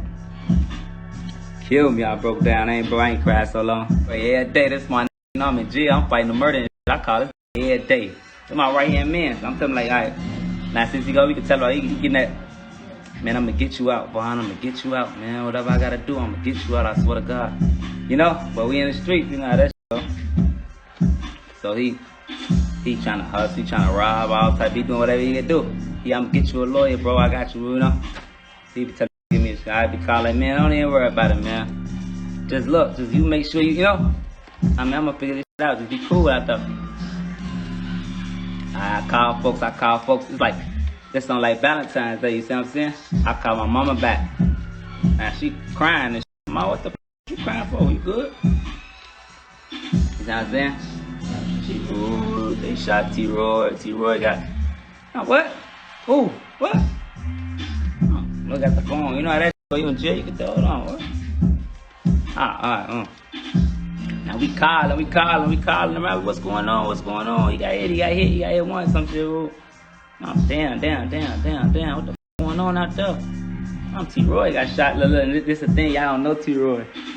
Y'all gotta leave our history of T-Roy. Y'all don't know. T-Roy got to go further. That's T-Roy. That's T-Roy. Oh, you know what I'm saying? Y'all don't know T-Roy like I know T-Roy. You know what I'm saying? So when I hear he gets shot on, he don't want to talk me like, don't be lacking. Don't be, you know? He was on me, he used to be on each other, you know what I'm saying? Because me and him, we back to back with my boy, you know what I'm saying? Folks got shot, I said, hold on. I said, the streets, hold on. Who got shot? Who? Nah, he a gangster. He got shot before. He a gangster. I said, folks ain't make it, don't phone them out. I play it out, you know me, you gotta play it out. You in jail, so all type of goof ass around, you know, these 13. All of your business on King David, I walk it off. I'm just walking around in circles on the deck, you know. And they put their arm around me. When I'm like, damn, you good, bro? You good? What's wrong with you, Von? Yeah, I'm good. Ooh, what's wrong? You got a phone, man? I'm good, you know. They what happened? I mean, they just killed T-Roy. Ooh, he what? I'm T-Roy. They just killed T-Roy. Oh, I got to break it down on King David. I couldn't help it. They hugging me. These some real, you know what I'm saying? We grown ass men. Folks grab me to hold me. Get to there, you gonna be alright, shorty. You gonna be alright. Oh, hold on, boy. That's my best friend, boy. Somebody just killed my best friend while I'm in jail. I'm in that gonna go crazy. Oh, I'm in that don't know what's going on. I'm in that in that. Who the y'all? I'm that mad on. Oh yeah, I'm in that in that. Nah, not my best friend. You know what I'm saying? I'm in that in that. If he get got, there ain't a lot of hope for a lot of. Cause he be, y'all know how folks see his man, T-Roy, T-Roy, let me see who up. The guys just looking like, ooh, this preaching on, oh, don't trip, you know. Y'all know this that street, the street watching me like that, this about the I know, yeah, this the street I better pay attention, I ain't gonna keep doing it. This don't supposed to be for free.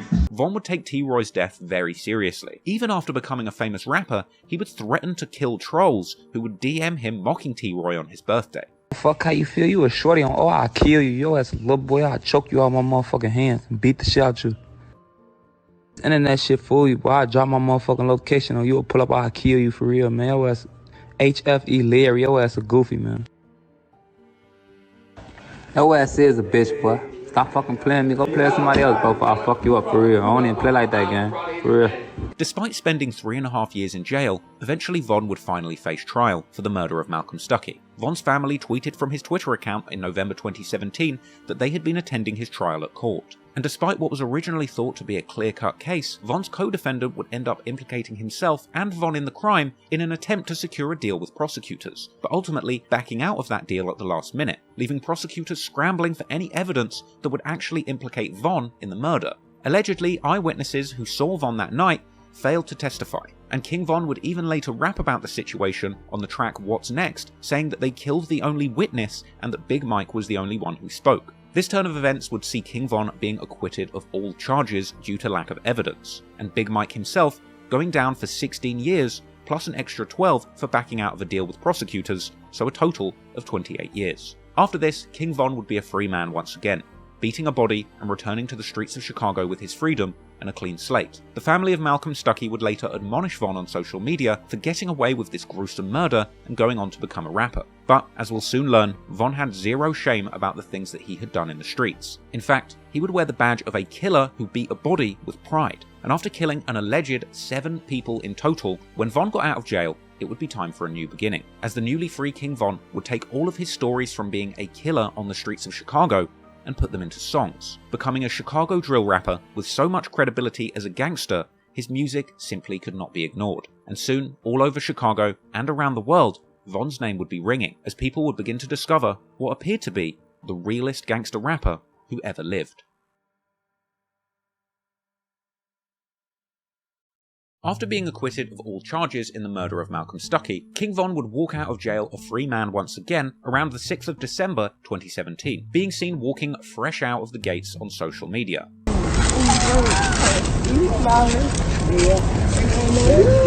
Oh, Fela, what's up? What's up? What man, these last pins? Ah, Big Ron now. How y'all coming? How y'all coming? Von would also return to Twitter as well as the streets, telling 16 Shot and Visuals that his friend E-Dog from O-Block picked him up and the first thing they did was go and buy a gun. I want on the block. Who can't give me E-Dog? I'm on the block. And got a gun so they gonna kill me. At the time of his release, Von wasn't yet a rapper. It's unclear if Von ever really had aspirations of transitioning from shooter to rapper. On the one hand, there's old tweets where he perhaps jokingly said that him and T-Roy had planned to release music, but nothing ever materialized. And on the other hand, he had also tweeted that if he ever starts rapping, you should kill the person closest to you, because something ain't right. So it's safe to say that at least initially, Von's plans were not music. At least not for himself, because one person who hadn't forgotten Von during his long 3.5 years in jail was his childhood friend and Chicago rap superstar Lil Durk, who had tweeted his support for Von whilst he was still in jail fighting his charges, and apparently calling him regularly, even providing money for a lawyer. Durk would welcome Von home from jail with open arms, with Von actually revealing later that his friendship with Durk had initially had an ulterior motive, and that at first he was just planning to hang around Durk and rob people that he knew just to get himself to $100,000. I wasn't no rapper, so it wasn't none of that rapping shit. I'm thinking like, I just need to get 100,000. I'm gonna be decent. I'm gonna rob this, and I'm trying to rob this other. And this is what I was thinking in jail when I was, you know, before I got to jail, you talk to your homie in jail. They say, what you gonna do? I say, I'm gonna go around Dirt, and I'm just gonna catch me a motherfucker. I'm gonna go around Dirt, and I'm gonna catch me like 2-3. You see what I'm saying? And Dirt, I ain't gonna let him know because he gonna try to stop me. After coming home from jail, music was the last thing on King Von's mind. He just wanted to get money and flex his newfound freedom. He would be seen fresh home posing in new outfits on Instagram, with pictures celebrating his freedom, attracting threats from his enemies like FBG Cash. But it seemed that Von's friends would be looking out for him, and no one was looking out for Von more during this time than Lil Durk, who would invite Von into his life and entourage as he continued his rise as one of Chicago's most promising rappers. Durk was working on his 2018 mixtape Just Cause Y'all Waited, and that tape featured the classic track Durky-O Crazy. Soon after getting out of jail, Von would be sitting in the back of Durk's car previewing this future classic before it was released. Perhaps the reason that Durk wanted to play Von this track is because the song itself references Von's case, with Durk rapping that a witness went missing and now Von is coming home. Once again, Von's real life of crime was providing inspiration for Chicago's biggest rappers. Clearly Durk was inspired by the return of his newly freed hitter and would continue spending time with him. Later that day, in the same Instagram Live, King Von would explain to Durk how he grew his hair in jail just to keep himself warm, and explaining just how painful the shackles were that he was forced to wear whilst in solitary confinement. It was cold them nights. It was cold them nights. For them great, I'm under that blanket. Ooh, it was ugly. Ankle still got that scar on it. Look for the thing. The shackles, them killing. Going to court? In the hole, you gotta wear shackles. Oh, no? Man, everything. Every day? Every time you come out. Oh. Yeah, every day. You gotta get on the phone, you man. This when you walk, people did. Right. Now it'd be the back of my shit, because my ankle's little as hell. I'm full now. Look, I got that peeling on. Von would seemingly spend Christmas 2017 with Dirk too, with them being seen together on social media, listening to classic Chicago drill anthems by L.A. Capone. Moving into 2018, Von started off in classic savage mode, posting on social media, toting guns, and declaring his desire to bring war to his ops. He had been seen on clips on social media, walking through O-Block and showing the world that he was still in these streets, untouched even after all of the people he had allegedly killed, even speculating on who was in the comments on these lives, his ops or the cops.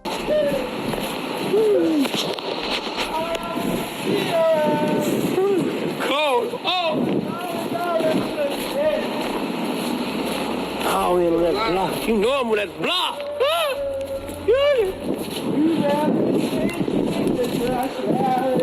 Hey, y'all in the house. So, I don't be knowing if these are fans or folks now. Folks acting like fans. As January went on, Von would continue to flex his muscles on social media, and he would be seen listening to NBA Youngboy of all people, whilst chilling with O-Block native Munna Duke and telling followers that they were smoking their dead ops. A lot of your dead mans. Phone them. Tuka man, goddamn it, Brick man, Kobe man. And we strapped up. Clearly, Von was still in the streets initially. After enjoying some time in Atlanta with Lil Durk, once he'd returned to Chicago in February, he'd quickly find himself in trouble, tweeting that he was riding around with a gun and weed. Then he would end up getting arrested at O-Block on February the 14th, 2018, the 1-year anniversary of T-Roy's death. With this arrest taking place soon after he tweeted that he was in O-Block and armed on the anniversary of T-Roy's murder. Von would be arrested on charges of shooting and bodily harm, with cops claiming that he ran from them and threw a gun, battering them in the process of the arrest, with the body cam footage of this arrest later becoming public, which showed a menacing King Von telling the police with pride that he just beat a body and 2 attempted murders. So it's this gentleman we were chasing, but on video they went back, went under the cars where we think he ditched it, got in the vehicle, we stopped the vehicle, get him out, battery, fight with that. Vehicle takes off on us when we got this, and then we got about 50 people around us. So What happened? You're gonna go to jail for battery to a police officer. Who I hit? Me? Where? And you also. I got everything. Where at? Thank you very much. We'll take it then. I've been cuffed since I was in the conference. If I go home, it's Valentine's Day. You got the plate number since you got it on tape, man? Hey, my man. Oh, you don't have that. What's your last name? All right. I know, but I was pen ready. Come on, Bennett. Switch them up. 2 N's, 2 T's.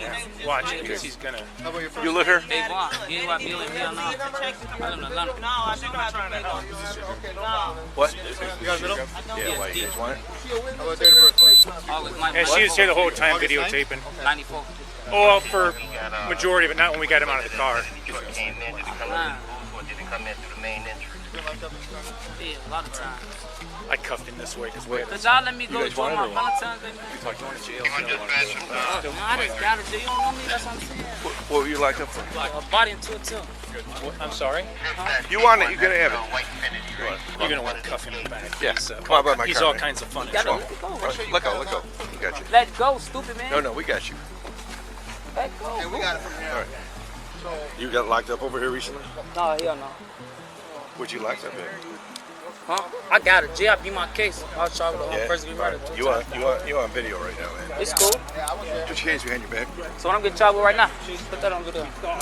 We're gonna figure it out, dude. But now I'm not under arrest. Yes, you are. For what? Probably trespass over here. Oh, yeah. And hitting a guy. Hitting who? Everybody got fur hood. Are you injured? Do you need an ambulance? Does he batter you?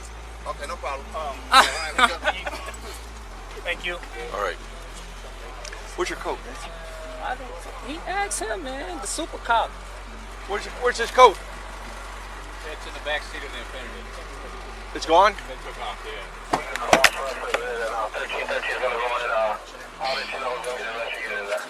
After the arrest, a furious-looking King Von mugshot circulated online, but Von would be out within just a couple of days, tweeting that he believes that the cops have it out for him because he escaped those murder charges, and he would boast that he would never let them get him. Clearly, King Von wasn't ready to permanently move on from his life as a O-Block hitter, and he would still be going live on O-Block in March 2018, mocking their dead ops. Right. Who got Tuka Man? That's what we need. Hurry, Tuka Man! My show got Trent, Poppy, Mayan. I can't be in no room without smelling Tuka. I got at least smell them for them just to know like Tuka's still around and love and memory of Tuka. But Von would also continue to be seen hanging out closely with Lil Durk, seemingly making regular trips to spend time with the rapper in Atlanta. At a certain point, Von and Durk would be reunited with another friend and feared Chicago shooter, THF Bezu, with Bezu, just like Von, beating a 2014 murder charge for a shooting that occurred in 2009. Lil Durk was now rolling with 2 certified Chicago shooters on his team. But the plan wasn't to shoot. Durk planned instead to transform these hardened street figures into rap superstars. The realest rappers who had ever rapped, with the realest backstories to back it up. Von would post pictures in the studio with Durk, saying that he isn't going back to his old ways, and hinting to an upcoming career in the rap game. Since beating his murder case and coming home, Von had the perfect backstory to kickstart his music career too. THF Bezu had essentially been through the very same situation. So Von and Bezu would be paired up and placed into a studio where they would record a song all about their shared experience beating real-life murder charges, something that Von and Bezu would open up about in a 16 interview. Me and Zook used to be bodies and like, that's the story we can tell. Like, they tried to put some bodies we ain't doing shit, we beat them. On May the 27th, 2018, King Von and THF Bezu released their first song, Beat That Body, a track coming with shocking lyrics where Von essentially admits to catching bodies, beating them, and even saying that he now plans to catch more. This insane backstory would be irresistible for Chicago drill fans, with Durk later revealing that people instantly went crazy for Von's music in Chicago. And he see like us, what we doing is music, and I had a studio in my house. He just tried it, and when he dropped the song, like the reaction was just like, he next. I'm like, oh, you on to something, you know what I'm saying? But Von didn't seem too hopeful for his rap career to begin with, barely promoting the song, and seemingly having no plans to give up his full-time job as an O-Block driller, or at least shot caller, because in the months that followed Von's musical debut, killings would still continue to play out in the streets, with Von appearing to remain plugged into the action. Not only giving Von and his gang even more credit in the streets, but with these murders also providing Von with the inspiration to get back into the booth, where he would continue to record music all about the deadly violence that he would soon become famous for.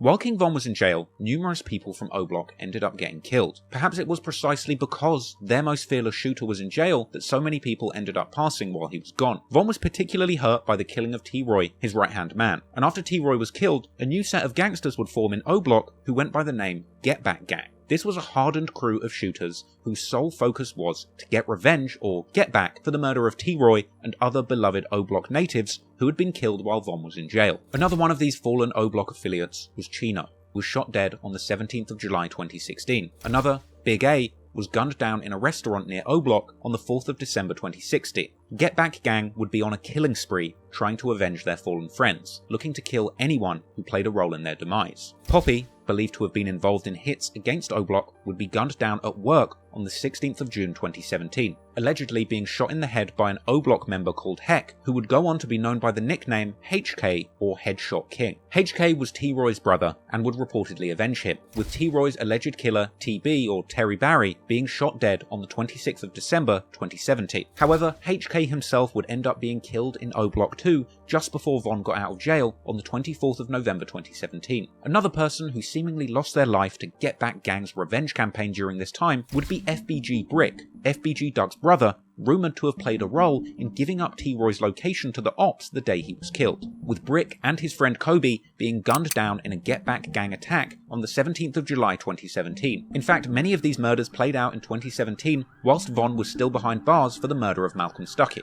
And when Von got out, despite becoming a rapper, spending time in Atlanta with Lil Durk, and seemingly taking a step away from the gang war, Von would still seem to be looked at as a senior figure and shot caller to members of O-Block and Get Back Gang. And when they killed again, King Von would be on the sidelines celebrating the murder as if it was one of his own. On June the 13th, 2018, King Von would tweet saying that there's a new rule. You can only diss or smoke a dead person that you yourself actually killed. Only days after that tweet, Get Back Gang would unfortunately claim another life. The next unlucky person to be killed would be a St. Lawrence native by the name of Can't Get Right, aka Man Man, real name DeAndre Wallace. On June the 15th, 2018, around 9:50 PM, Can't Get Right is waiting for food outside of a store on 400 block of East 63rd Street. At a certain point, two people pulled up and waited outside, and when the target was spotted, those two men ran up, opening fire killing both the target as well as an innocent bystander that was just there sweeping up outside the restaurant. And once again, the shooting and immediate aftermath were captured on CCTV footage and by witnesses in clips that are far too grisly to show you on YouTube. Both men shot in the incident were pronounced dead at the University of Chicago Hospital, with the news even later reporting on this assassination.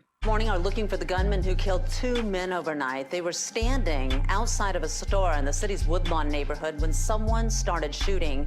A 43-year-old man was shot in the chest. He died at the hospital. The other victim, a 22-year-old, also died. Police say the 22-year-old is a known gang member and was the intended target. King Von would go live on the same day as this double murder alongside Mimo 600 while still in Atlanta with Lil Durk's team. And in this live, King Von would set out to poke fun at his murdered rivals immediately after they were killed. And let's not forget, only days before this, King Von tweeted that you can't disrespect the dead unless you played a role in killing them. With that in mind, King Von's livestream after the murder was truly a masterclass in self-incrimination. They would start the live off lighting a blunt and saying that their smoking can't get right and asking the viewers what just happened. There you go. Can't get right.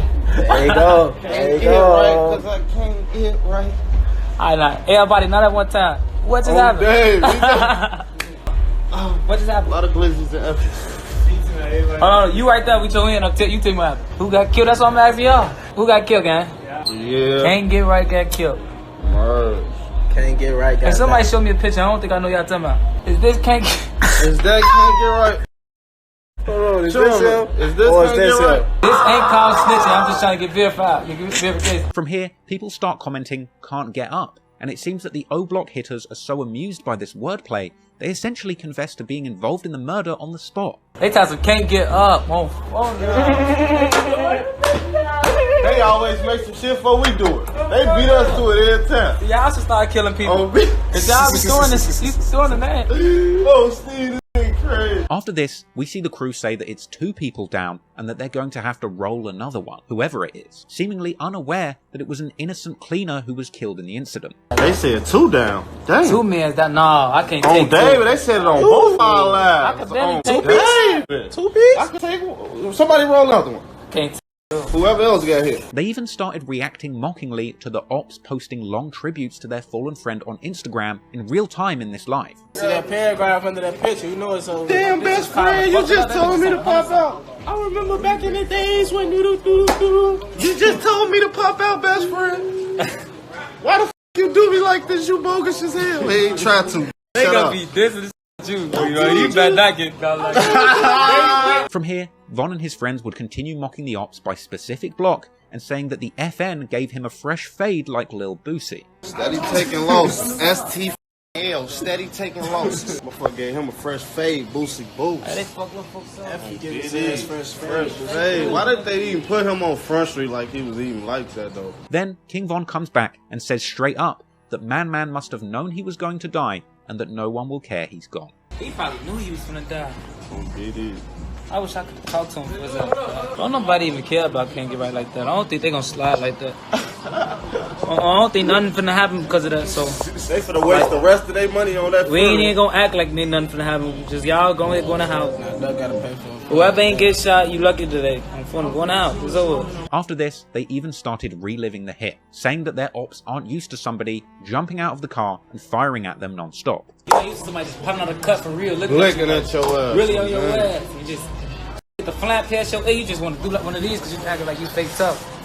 But get the hitting you damn, this shit, I can't move. Crump getting that there little before they got you too. Whilst King Von is on live bragging about this hit from another city, O-Block members Moo Wop posted a picture on Instagram with fellow member Duke saying that they are shooters. Meanwhile, E-Dog from O-Block jumped on Twitter to say that the get back is not over. Just the day after the murder, King Von tweeted saying that the stakes are higher now than ever and that the police have their eye on him. Von later tweeted claiming that his brothers made the new op pack, literally giving direct responsibility for this murder to his team. It seemed clear at this point that Von was not only happy about the killing that his friends from O-Block were doing, but he was actively encouraging it, and quite possibly the one giving the orders. Friends of Man Man would post outright saying that they believed King Von paid for the hit.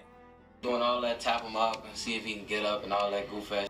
You know what I'm talking about too. Whoa. Do you guys feel that it was somebody from the other side that may have did it, or you think it was like a random act of violence? Yeah, watch this shit. Why is that this nigga snitching? You know, did it, man.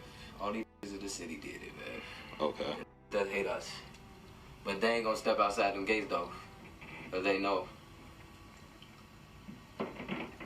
King Von. We gonna say his name. King Von. But Von honestly didn't seem to care about anything at this point, and despite the fact that word was spreading that he was the shot caller in Get That Gang's murders, Von wasn't trying to keep this a secret. In fact, he was ready to broadcast that message to millions of people, because on July the 31st, 2018, Lil Durk's Only the Family Involved Volume 1 compilation album releases. The project featured many of Lil Durk's friends, including King Von, whose new song Problems would be included on the project, with this entire track being all about Von having hitters that catch bodies for him, even warning people, do not get bodied by me. The song essentially tells the story of O-Block shooters killing people on Von's command. The song also featured an intro where he shouted out Get Back Gang, and there were lyrics about killing both the target and witnesses. Von would rap that killing is his hobby, and he says that his loyal shooters are the ones catching bodies for him. Von would also tease a music video for this track, which ended up dropping on Lil Durk's official YouTube channel on August the 9th, King Von's 24th birthday.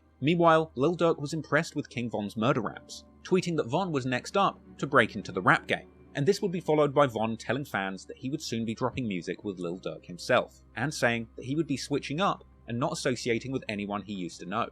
Once this song with Durk drop, I'm acting like I don't know none of y'all. I'm acting for money. I'm changing up. Durk was clearly seeing the potential in King Von's music, and from here, the two of them would be seen together on social media, having a good time and getting the fans more and more familiar with Durk's newest prospect. Yeah, what the thing you talking about bodies and like that. Mermaid Man, Barnacle Boy. Come on, man. Get your cat dog looking ass on. Get your rat looking ass, big mouse looking ass on phone. Mickey Mouse. Damn. Von was beginning to lay the foundations for a successful rap career, but he also continued to be reckless. Around this time, Von is seen in a viral Instagram live clip telling a small child on O-Block to disrespect Tuka and training him to shoot people in the head with a water pistol. Shoot him in his head. Shoot him in his head.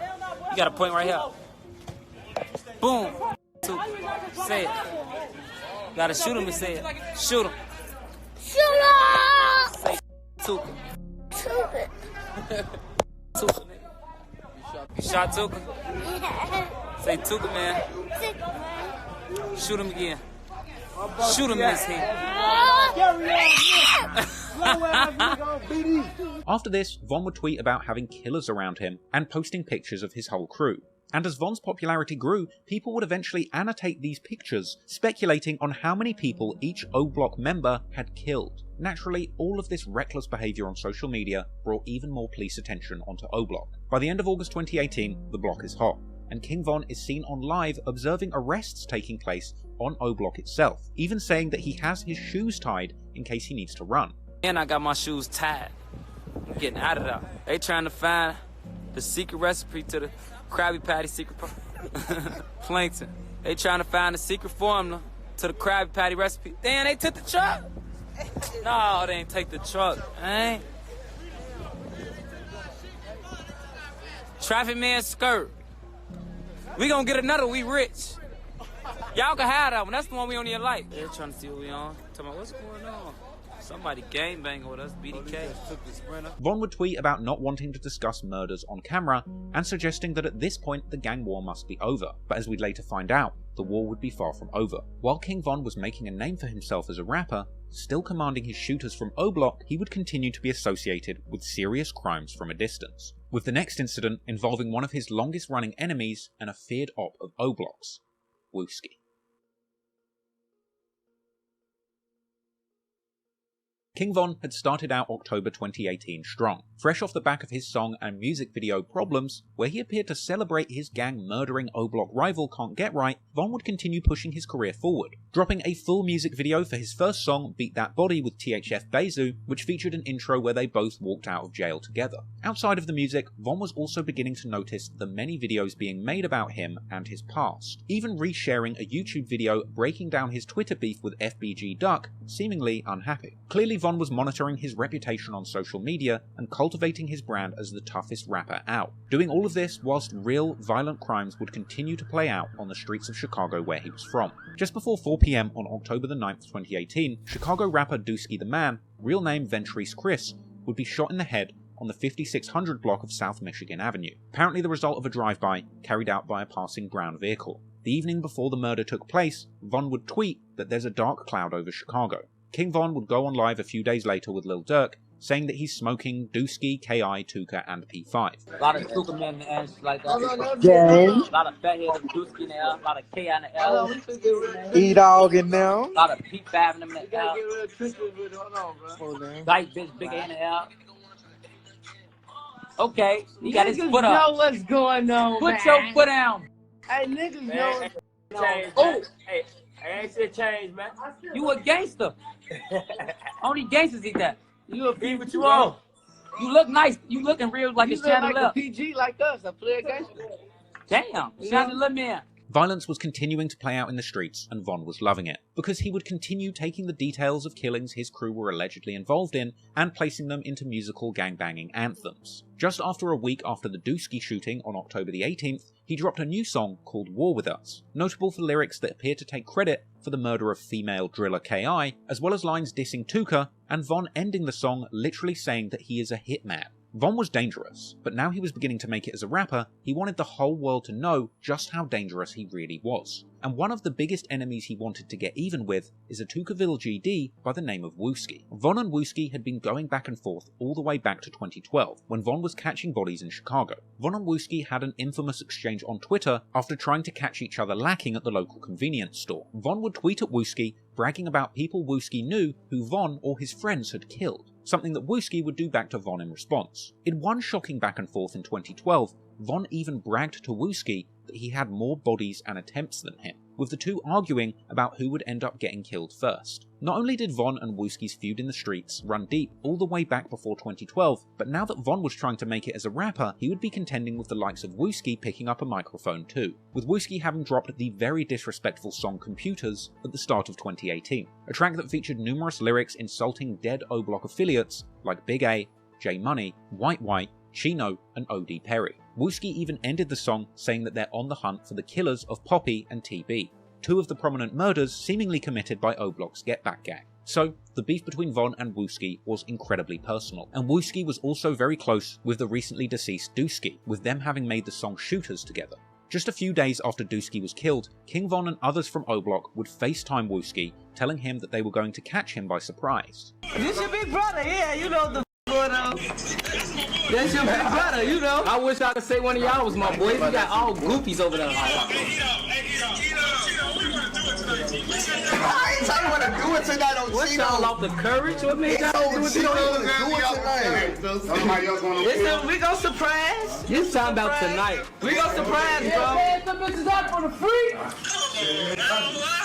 But you talking about tonight? So, from here, it seems like Wooski's ops hatched up a plot to shoot up Dusky's funeral because they knew that he would be there. On the afternoon of the 22nd of October, at Dusky's funeral, soon after this picture is taken, a car turns up. People jump out of that car and begin shooting into the crowd outside the church, firing indiscriminately, but looking specifically to kill Wooski. 6 people were hit in this shooting, with Wooski himself being shot in the head, but he would miraculously survive. Only a few days after the shooting, Von would begin tweeting, I kid you not, comparing himself to Jesus, and then tweeting, laugh now, cry later, and game over, we won, with fellow O-Block shooter Muwop retweeting and agreeing with this. Over the next few years, Von would go on to drop numerous disrespectful lyrics referencing the shooting of Wooski, like on the track Grandson for President, where he raps that Wooski got shot in his head and now has to take medicine for his injuries. Von would rap on the song GTA, Who Shot Wooski, How Would I Know? Von also rapped on the track Go and Get 'Em that he will be at your funeral on time to give your mother a tissue. And then there's the lyrics on his track Back Again, where he literally says that he slides at funerals, shoots everyone outside, and that Wooski is going to feel this one, going on to say, I bet Wooski's still twitching, he changed, something different. Those are some of the most disrespectful lyrics I have ever come across, but it's also incredibly self-incriminating. It's honestly insane that Von was getting away with stuff like this, but it really was this kind of raw and real content that attracted so many people to his music, whether or not they even knew what he was talking about. From here, Von would continue to mock Wooski throughout his career, posting disrespectful pictures to him on Instagram on a regular basis. But ultimately, despite being literally shot in the head, Wooski is still alive today in 2023 and still posting on Instagram. In fact, Wooski would indeed outlive King Von, just like he had promised him on Twitter in 2012, the day before Boss Trell died. But for the time being, Wooski would take a step back from the beef with Von and O-Block, and a newly charged King Von would go all in on his rap career, continuing to roll with Lil Durk and going on to record song after song about living the lifestyle of a shot-calling killer.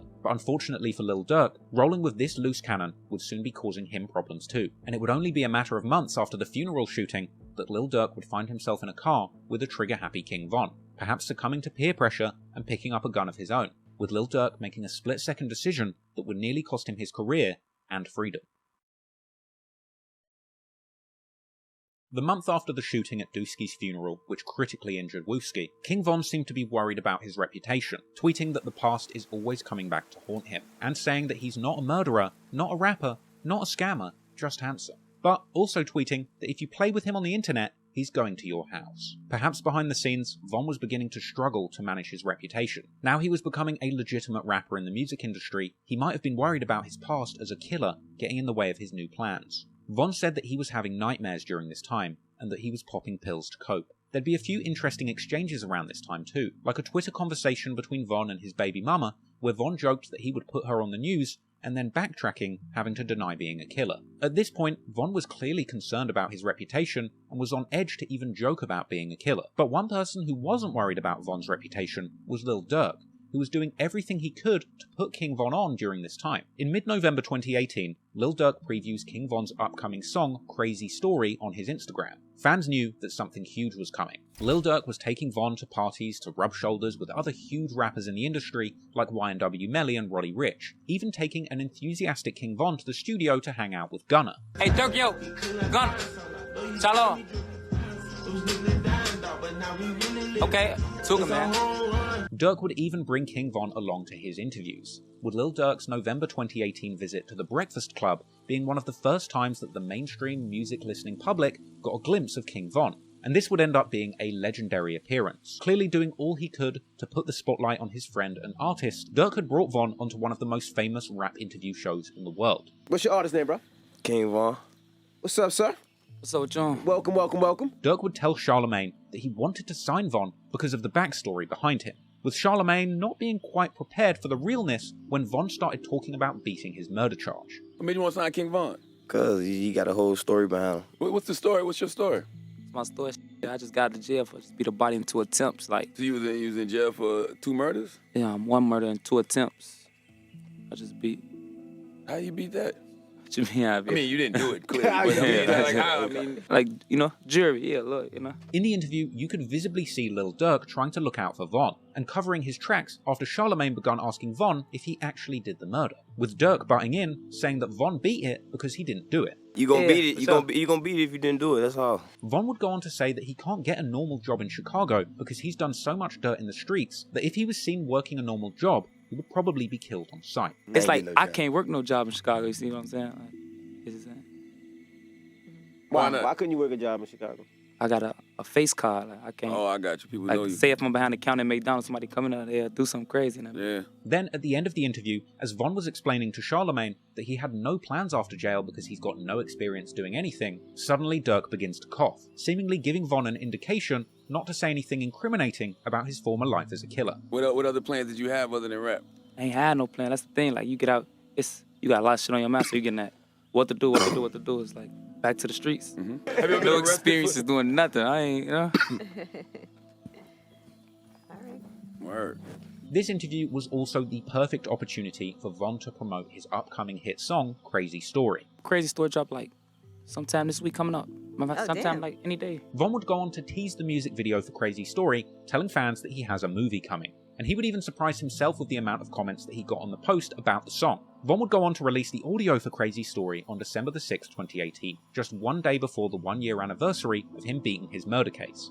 Von would claim around this time to be making chess moves in the hopes that he would win at life, and his next move would indeed be a big one, with the full-blown music video for Crazy Story dropping on WorldStar on the 11th of December. Von himself would be amazed at racking up a whopping 110,000 views in his first day, but the appeal of Crazy Story was undeniable. It was a storytelling type song where Von would use his lyrics to tell an entire narrative, telling the story of himself plotting an armed robbery on a rich drug dealer and using a woman to set them up. But the robbery would go wrong when Von's ops caught him lacking, with the track ending in a shootout, and the entire story playing out in the cinematic music video for the song, with Von playing the main character and narrator. Von would end the song dropping his iconic final line where he introduced the world to his regular catchphrase, rapping from 64th and from 65th, we not from 63rd, shouting out O-Block on 64th and 65th King Drive, and dissing his ops from 63rd and St. Lawrence and Eberhart Avenues, aka Tuckerville. Dissing 63rd would become a massive part of Von's brand,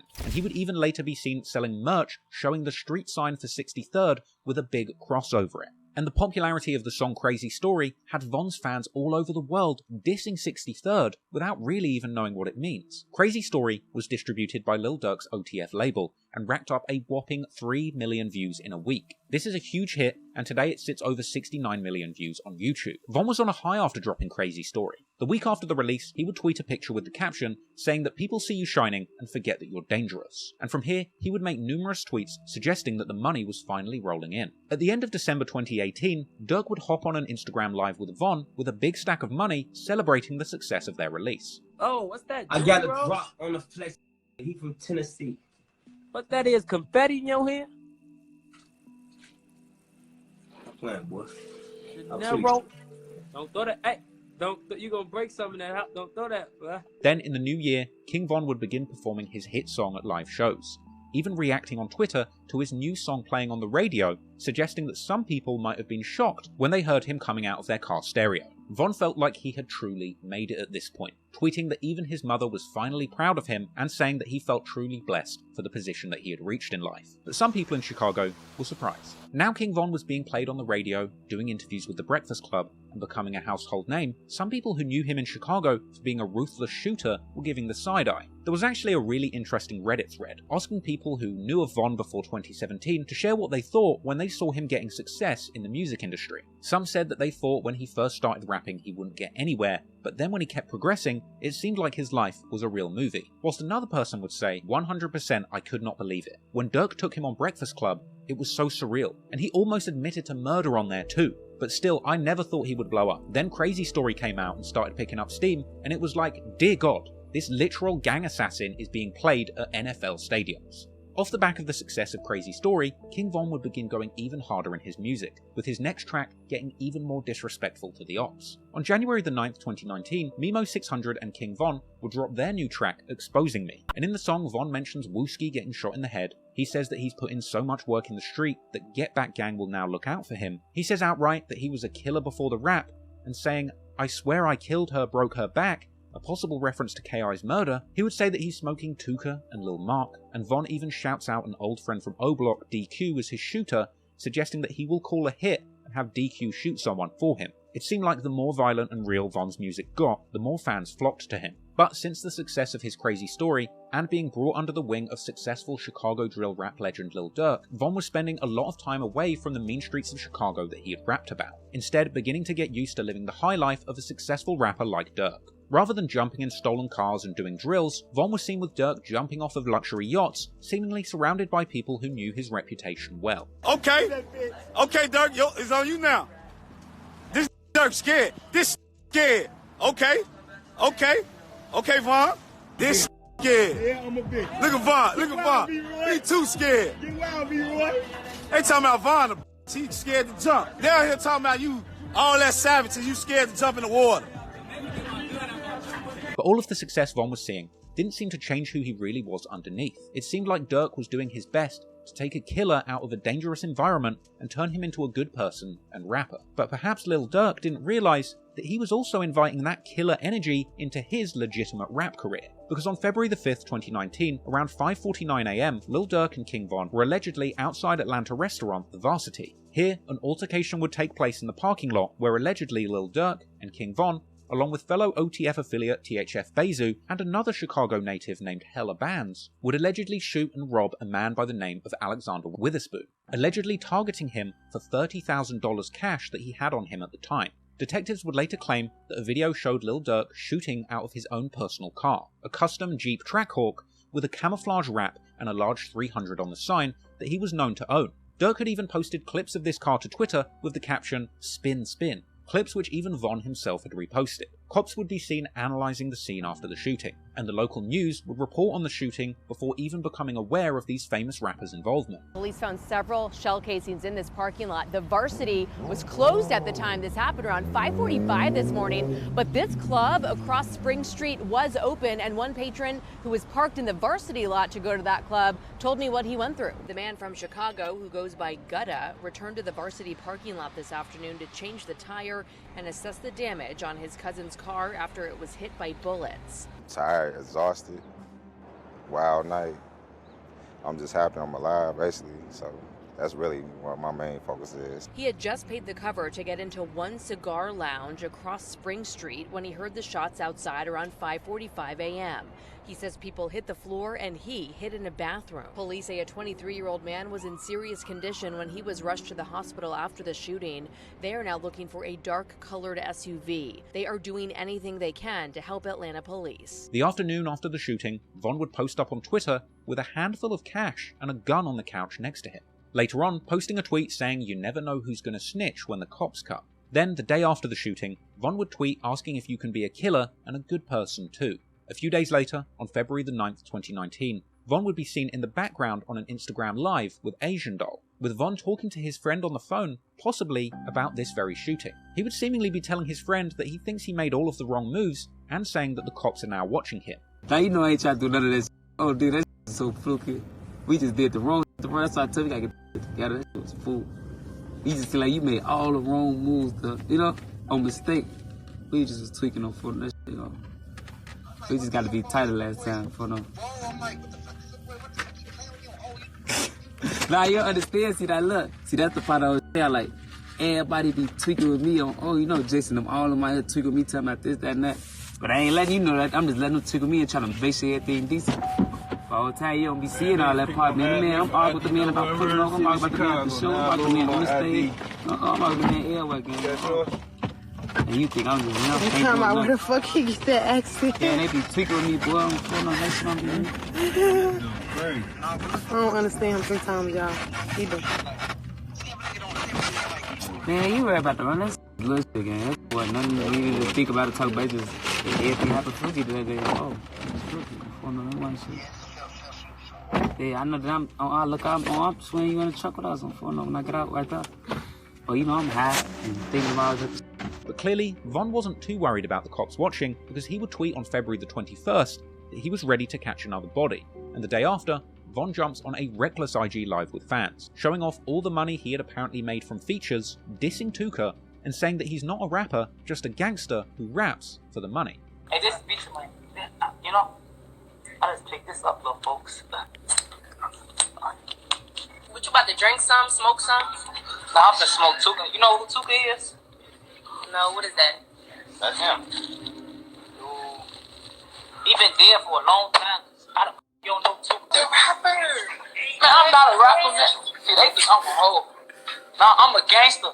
I just rap because they be giving me money for it. While cops were slowly piecing together the facts about the shooting, Von was continuing with his rap career, without sparing a thought to how much self-incrimination he was doing to himself at the time. On February the 28th, Von drops a feature on Dari's song, Gang Only, where he raps he has a lot of bodies, even saying that on his first murder, the victim thought it was a robbery. Around a week later, on March the 5th, 2019, King Von's song Wait unofficially leaks. That track has some brazen lyrics, where he says that he has more bodies than the killer from Scream, as well as admitting that he shot up Dunbar School with L.A. Capone, something he had tweeted about prior. He would also say that he remembers his first murder and saying that he missed a bunch of shots, but now his aim is better. And while these demonic tracks are circulating online, King Von and Lil Durk are having a great time flexing on Instagram Live and fighting over who has the most money and designer clothing. Hey, you saw me flexing earlier? No, man, I was too big. Nickname Popeye. Popeye, no spinach. Yeah. Come on. Hold on. I was too busy. No. I just know. What? Damn. I don't play. I just married myself to death. You flash. That shit don't matter though. You over there with 20 on. Huh? You over there with $20. Don't try to count my don't count my pockets on phone number. Hey, what you on though? Damn. You doing too much. Them BBS and them things. That's a couple belts. Hey, I'm saying. $5.50 a piece. You still flexing? Hey, got these Chanel right here. Later on in this live, Von would joke to Lil Durk, saying that he was smoking on Lil Mark and Tuka. I'm right here kicking with Lil Mark. Dirty ass. Damn. Marky. That shit we so much yesterday, man. I Marky. never would sleep in the studio. Lil Mark. Tuka, nigga, y'all know what the f going on. I don't know about this. But at this point, King Von was playing huge concerts to massive crowds, and selling verses to other rappers all over the country and making headlines in major rap publications. King Von would tweet around this time that he was scared to go back to jail and hoping that he wasn't making the wrong decisions, and suggesting that he was worried that if he did go back to jail, all his new friends would leave him behind. But no matter how far Von got into the rap industry, he just couldn't stop toting guns and thugging. At the end of March, Von was seen riding around with Lil Durk, toting a big strap for any ops that might pull up, even joking about having more bodies than anyone in the car and saying that he's about to get indicted and go to jail for a long time. Y'all doing? They acting gay. Stop playing. They back on? Are they right? Yeah.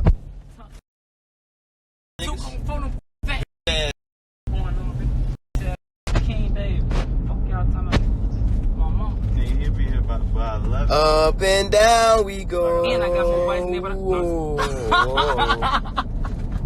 got this low back up, man. He get excited in his. Wait. It's over.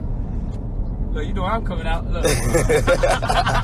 After this, Durk had whoever was behind the wheel driving incredibly fast in that Jeep Trackhawk, with Von seemingly in fear of his life and joking that his gun is about to go off. That's up good. Up and down we go. Oh, here go crazy. And this whole king. Whoa.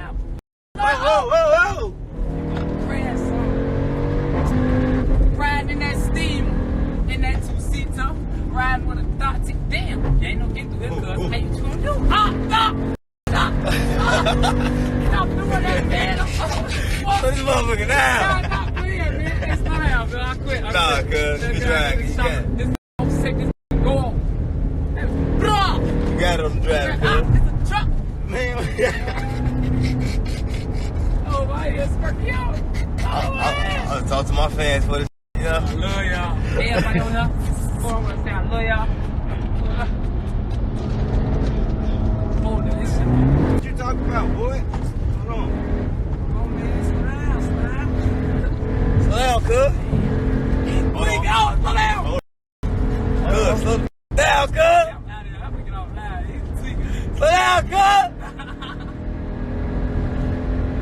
I thought the slow music was gonna work.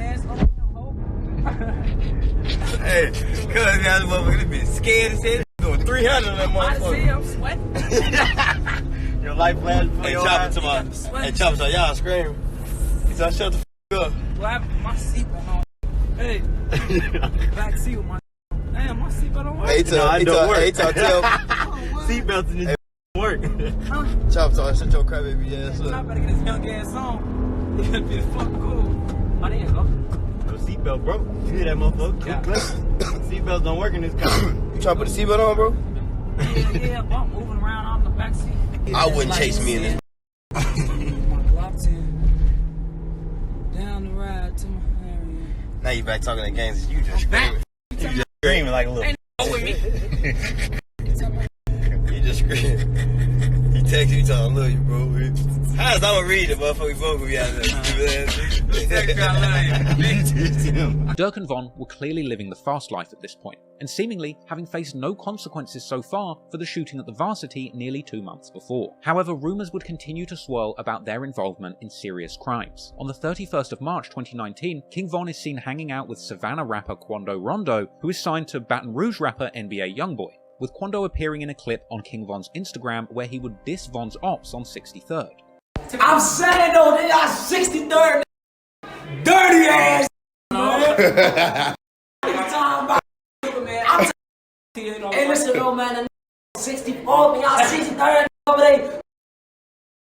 It seems that back then, Von and Quando Rondo's camps were pretty cool with each other. That very same night that he was with Quando, Von is seen hanging out and hitting the stage with Lil Durk.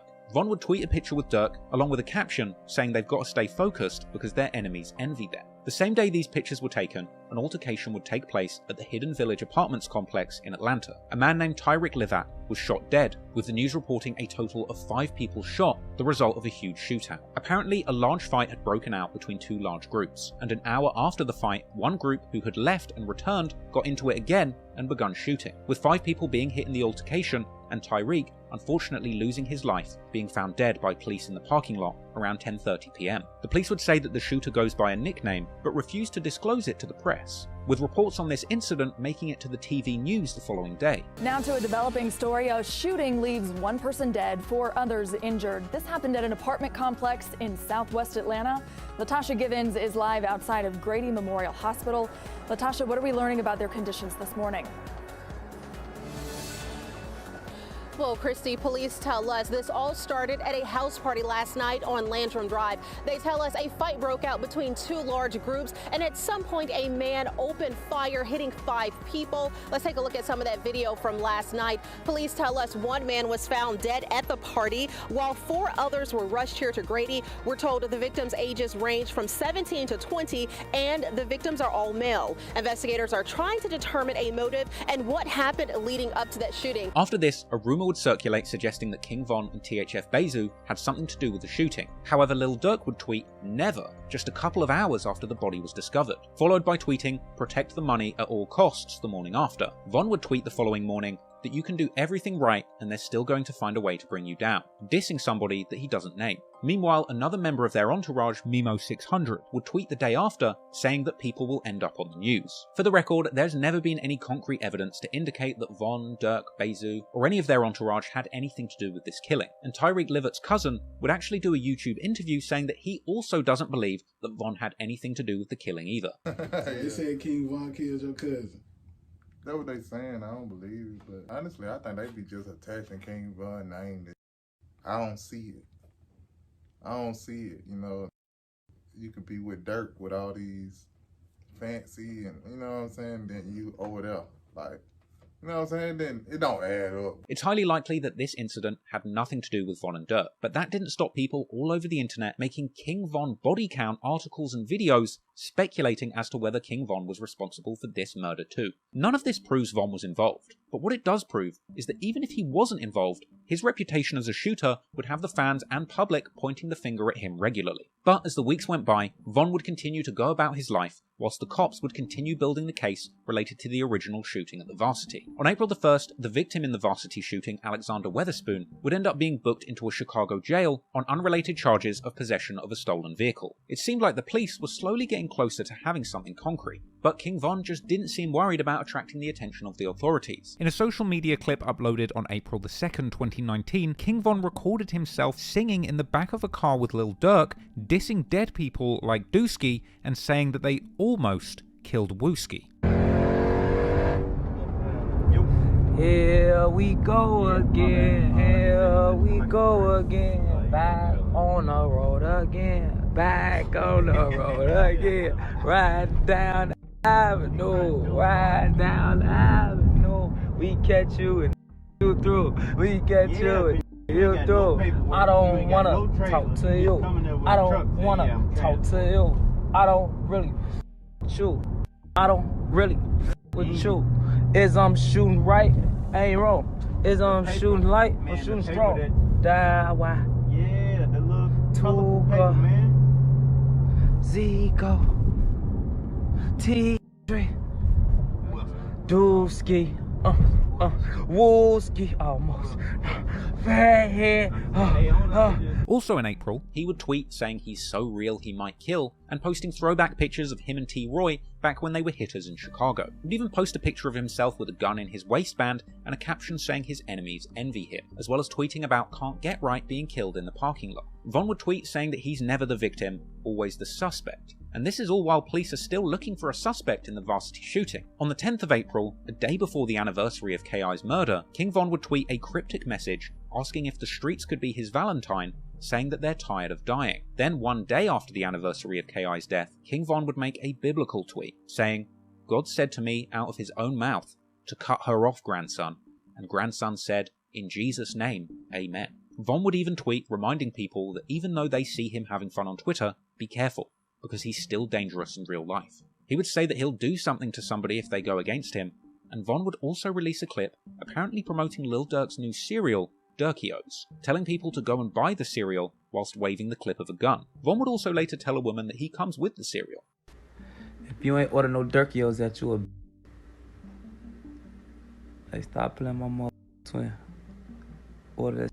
A day later, on April the 16th, 2019, Von is on Instagram Live, mocking Wooski for changing after being shot in the head, saying that Wooski doesn't diss them anymore. He ain't been the same. He don't talk shit no more, nothing. I don't know what the f. This man talk to me every day. This man ain't DM me no more, nothing. His ass a them bullets be changing them. Man.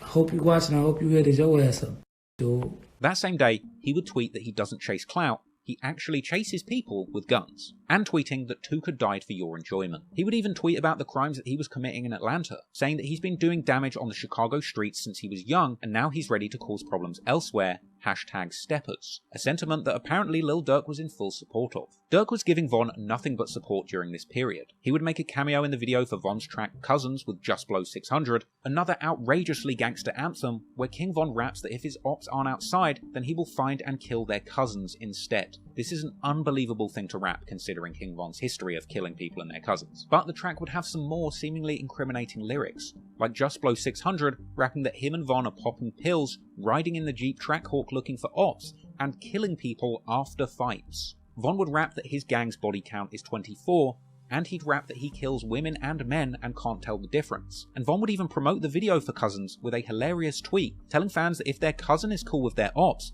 to go to their auntie's house right now and kill them. King Von's first tweet after posting that song was warning his ops what he would do to them if he catches them without the police around. A day after that, Von posts a picture of himself eating cereal, and tweeting about having killers that want him dead, and killers that look up to him. Von was also feeling generous around this time, tweeting that he had given his mother a Gucci purse and $10,000 cash, as well as openly tweeting that he still robs people. Von would even reply to a troll who asked why he's robbing people when he's a rich, successful rapper, and Von actually replied to this, saying he robs people because he doesn't want to spend his own money, he wants to spend somebody else's. But even if he was robbing, Von would soon have the music money rolling in even more. Von would begin teasing his collaboration with Lil Durk, Crazy Story 2.0, on April 29th. Then the day after this, on April the 30th, Von ends up having a funny interaction with a fan, who replied to Lil Durk's teaser of Crazy Story 2.0, saying that she preferred it when King Von raps on his own. Von would reply to this saying, the song isn't part 2, it's a version 2, and that part 2 of Crazy Story is coming eventually, with the girl then trolling Von by pleading for him not to kill her, with Von facepalming and promising not to kill the woman. I mean, to me, this interaction really drives home just how absurd it is that you've got this celebrity rapper just trying to go about his career and release music, whilst it's widely known that he is a hardened killer and people are tweeting at him, begging him to not kill them too. But regardless, things were going well for King Von, and Crazy Story 2.0 with Lil Durk was due to be a hit. And it seemed like King Von could do with another hit, because he had apparently blown through $150,000 by this point, encouraging fans that they can do it too if they just work hard. Von would also tweet that people talk slick until bullets rip through them. Sadly for Von, the good times would soon come to an end. King Von would return to Chicago for a hometown concert, but this would end up being cancelled on the day, with Von suggesting that somebody was out to get him. And then, on May the 4th, 2019, footage would emerge showing a huge force of over 30 Chicago police officers raiding O Block to arrest King Von, with Von himself being arrested in dramatic footage where he was tackled to the ground, with an enraged mob of his friends accusing the cops of stealing his chain at the scene. And the cops even had to draw assault rifles on the crowd to keep them at bay whilst they arrested Von. In addition to those clips, the full body cam footage of King Von's arrest would later be released.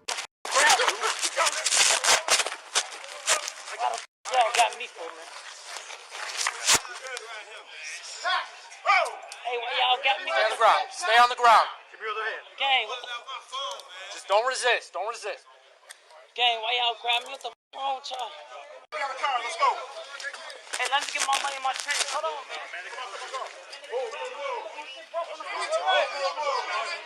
Oh my God.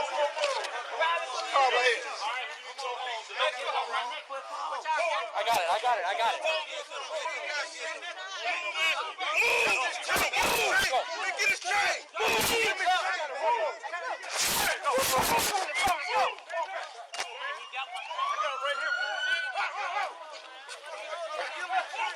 Let's go.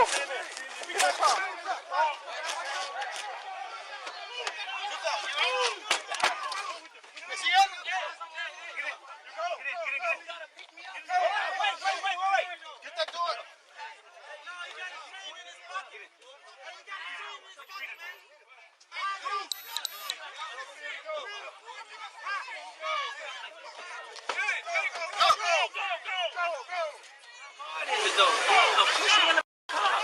Chill. No, because you my leg up. Let's go. I'm just going to put him in here. We're good.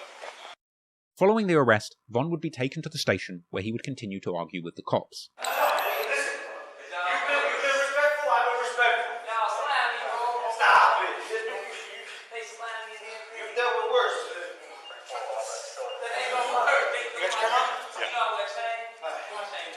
We got your chain, baby bro.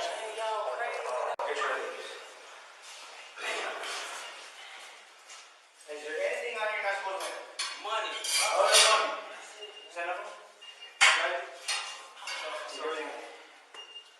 My back up, gang. Stop it. That's hurting, boy. What the hell? I ain't used to being tapping no more. He said no more. Yeah. Y'all tweaking. I'm grown as hell. Why you cancel your show today, dog? Y'all canceled it. We did? Yeah, grab my money. How much you got out of it? Cameras are rolling. I just gotta let you know the people are body cams and lights. You don't know nothing? Send the heavy. You get the heavy. It was cost so much. I'm doing my shirt. Who tackled me? I ain't got time. You tackled me because look at Taz. Yeah, I had to, man. I seen you. I had to get you out the way quickly. Why? I ain't the type to do all the extra. We'll explain everything in a minute. Yeah. Alright? Now, once this all been done, I'm alright. Y'all wrong, but we'll apologize. Good luck, man. Right. At the same time, though, when you get into custody, people that be your mans wanna, especially if you drop some on the ground, you might never see it again. They're your boys. Okay. After Von's arrest, his furious mugshot would later be made public, and he would remain in jail for a significant stretch of time. Lil Durk would react to the news, tweeting "Free Von" with a sad face. But only the week after Von is arrested, something unexpected happened. On May the 11th, 2019, the fourth person who was in the Trackhawk on the night of the shooting, Hella Bands, would be suddenly shot and killed outside of a Miami nightclub before facing any charges, with a Miami Beach spokesperson revealing that Hella Bands was also wanted in Atlanta for attempted murder and armed robbery. After Von was picked up in Chicago and waiting to be sent back to Atlanta to face charges, 2 days later, on May the 13th, 2019, THF Bezu would also be arrested in Chicago, charged with being a fugitive from justice out of state, once again in connection with the Atlanta shooting. For the meantime, it would only be Von and Bezu in jail, with Durk remaining free and tweeting "Free Von," as well as an RIP to Hella Bands. Von would be transferred to Atlanta to face charges in connection with the shooting on May the 17th. And as usual, his sister ran his social media accounts, keeping fans updated with pictures of Von in jail. But while Von was behind bars, with his mentor Durk free, his career would keep rising in his absence. Only a couple of days later, on May the 20th, 2019, Crazy Story 2.0 drops with that Lil Durk verse. This remix of Crazy Story had King Von and Lil Durk going back to back over the original booming Crazy Story instrumental. Crazy Story 2.0 was a huge street hit, and today sits close to 100 million views on YouTube, and even landed Von his first entry on the Billboard Global 200 chart. Unfortunately, the Atlanta shooting case would also catch up to Lil Durk soon too, with Durk tweeting at the end of May that he was turning himself in, and sitting down for a TV news interview where he revealed that he was turning himself in to face these charges, and that he was also releasing a song called "Turn Myself In." You're about to surrender as we speak. Yeah. How come? Because I have nothing to hide. Like, I have nothing to run from. A rapper's ride. Soon after we spoke, Dirk Banks, a.k.a. the performer Lil Durk, emerged from his lawyer's space and headed toward an SUV. Soon after that, he stepped out in front of the Fulton County Jail. One of his lawyers says he was swiftly taken into custody there, having swiftly flown back to Atlanta after he found out he was wanted. We found out we had a warrant. We was actually on tour. Once I heard, I immediately came back. He's willing to turn himself in and take care of what he needs to take care of. We immediately canceled the tour. He's got a multi-million-dollar salary music career going. Did you do it? Did you shoot this man? Did you commit the other crimes of which you're accused? No. Warrants involving an incident in February on North Avenue involved charges including criminal attempt to commit murder and aggravated assault. One document indicates an Atlanta police investigator said to the best of his knowledge, Banks was employed or associated with a criminal street gang to conduct or participate in gang activity, shooting at the victim while co-defendants shot and robbed him. I had a bad background, just growing up as a child, about father being incarcerated for 25 years, 26 years.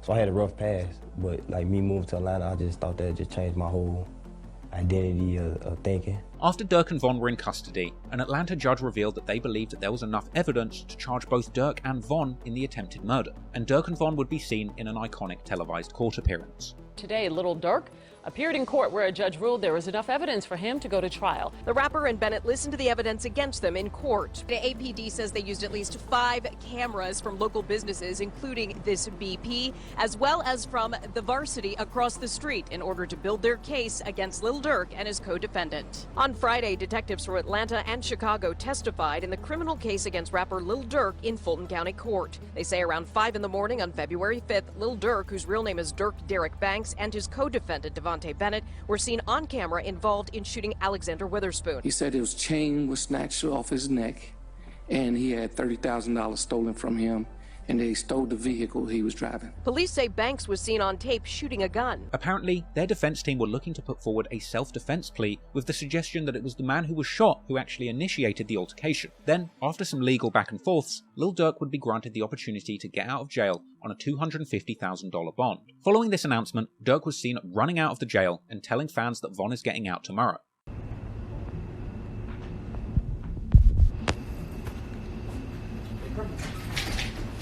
Go. Be out here. Be out here. Yo, what's up? I'm getting fired with this motherfucker possible, yeah. They told you 15 minutes, I'm gonna be 30. I'm sitting there. Oh, we were still waiting on the driver to come though. Just hop in. We waiting on the driver. Hey, tell me, hey, you can just stay right here. Another car's about to pull up. No, you can just go. I'm back.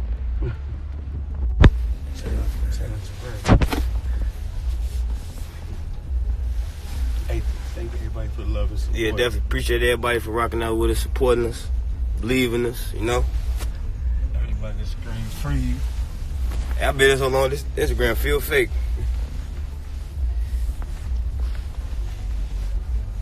Von will be home tomorrow. Durk was back, and he would eventually open up about his time in jail after his release, with his lawyer saying definitively he is not in a gang. You know, when you get in type of that, in a predicament like this, you would sit back and be like, damn, like why I ain't never do this more? Why I ain't never do this with my kids more? Why I ain't do this with my pops more, or my mama? You know what I'm saying?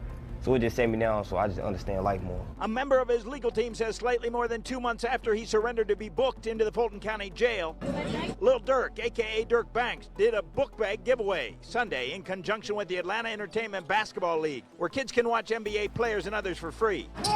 Because it was the right thing to do, though she knows there will be critics. It ain't nothing new pop up because of the case. We've been doing it. That he did not do it because of the serious charges he faces after a February incident on North Avenue in which a man was wounded by gunfire, including criminal attempt to commit murder. We'll fight our case in court. And a gang charge. Lil Durk validated himself as having a gang affiliation, right?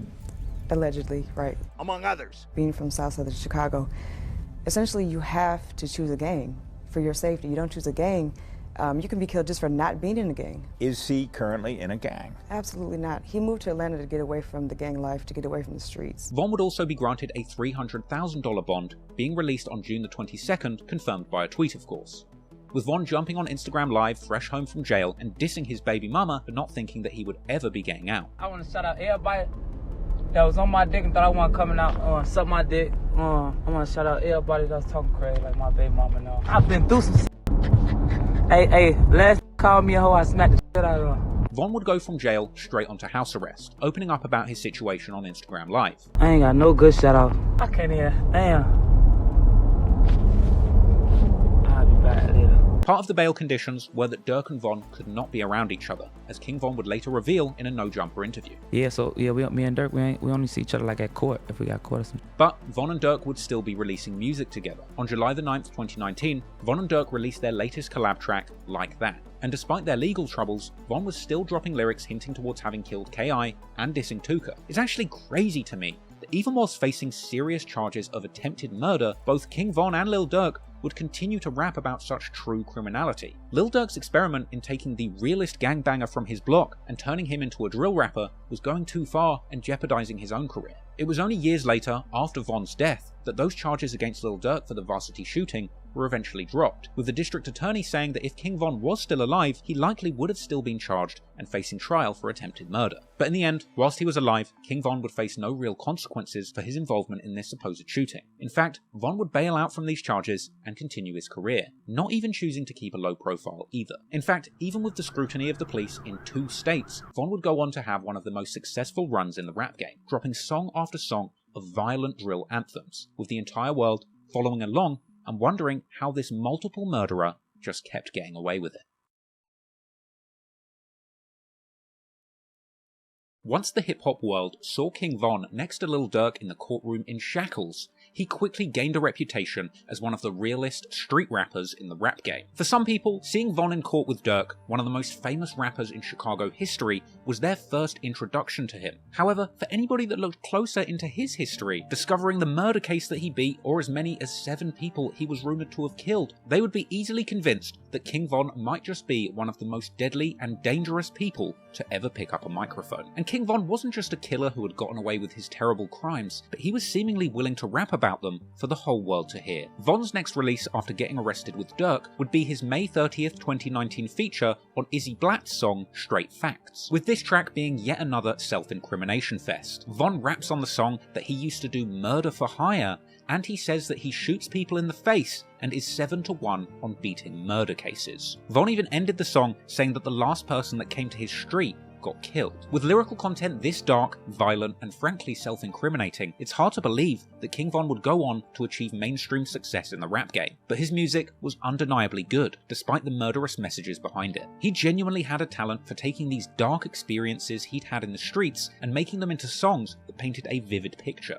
And celebrities would soon begin discovering his music and promoting it without a full appreciation of the stories behind the songs. Von would end up getting a huge career boost when basketball star LeBron James' son, Bronny, would jam out to Von's original anthem, Crazy Story, with Bronny even passing Von's music to his father, who reportedly would end up becoming a fan of playing Von's music during his workouts. While Von spent close to 2 months in jail in connection for the attempted murder in Atlanta, he would spend some of that time behind bars writing some of the biggest songs of his career. And when he got out, he would go on the run of a lifetime, taking over the rap game with his new songs and buzzing reputation as a real shooter. Priming fans for the upcoming release of his debut mixtape, Grandson Volume 1, Von promoted it with an Instagram post pondering if the people he killed spirits follow him around until he dies, and also tweeting that by the time people work out what he's done, it will be too late and his mixtape will be out. The tape's lead single, What It's Like, dropped on September the 2nd, 2019, and the music video for that song would feature that video of his ops saying that he was responsible for the killing of Can't Get Right, as well as footage from his arrest in O-Block and courtroom footage from the Atlanta case with Lil Durk.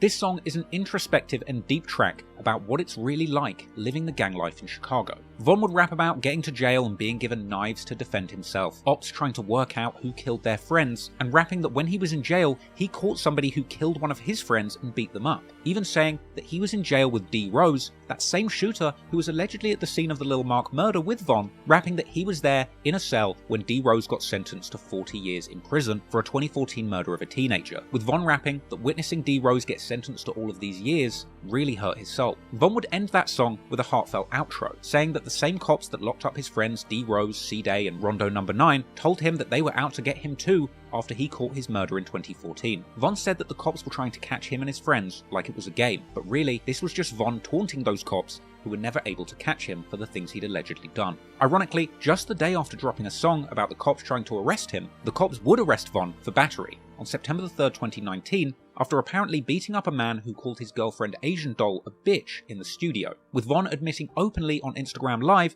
that he just beat somebody up for his girlfriend. Somebody called my girlfriend a bitch today. Tell him what happened to my hand, bro. Folks overbeat his ass. Von would be in jail and not posting to his own Twitter account for just over a month, but while he was inside, his music kept on releasing, all in the lead up to his Grandson Volume 1 mixtape. On September the 10th, 2019, Von would appear on a song called For a Fact with another rapper called Sim Santana, and on this song, Von would rap that he's killed and would do it again, as well as a lyric where he says that all of his bodies are headshots, and that tweeting about the murders has attracted the attention of the cops, as well as lines about catching ops and killing them by bus stops, seemingly a reference to the death of Little Mark. But it would be 3 days later when Von would bless the fans with the song that they had been truly waiting for, as Crazy Story Part 3 was finally released. This was another op-shooting, storytelling anthem, and the most significant release leading up to September 19, when his Grandson Volume 1 mixtape would come out. This was a roaring debut for Von, with the project landing at number 75 on the Billboard 200, and this project had some crazy song concepts, like the track F Your Man, which is a love song, where Von raps about seducing a woman with a boyfriend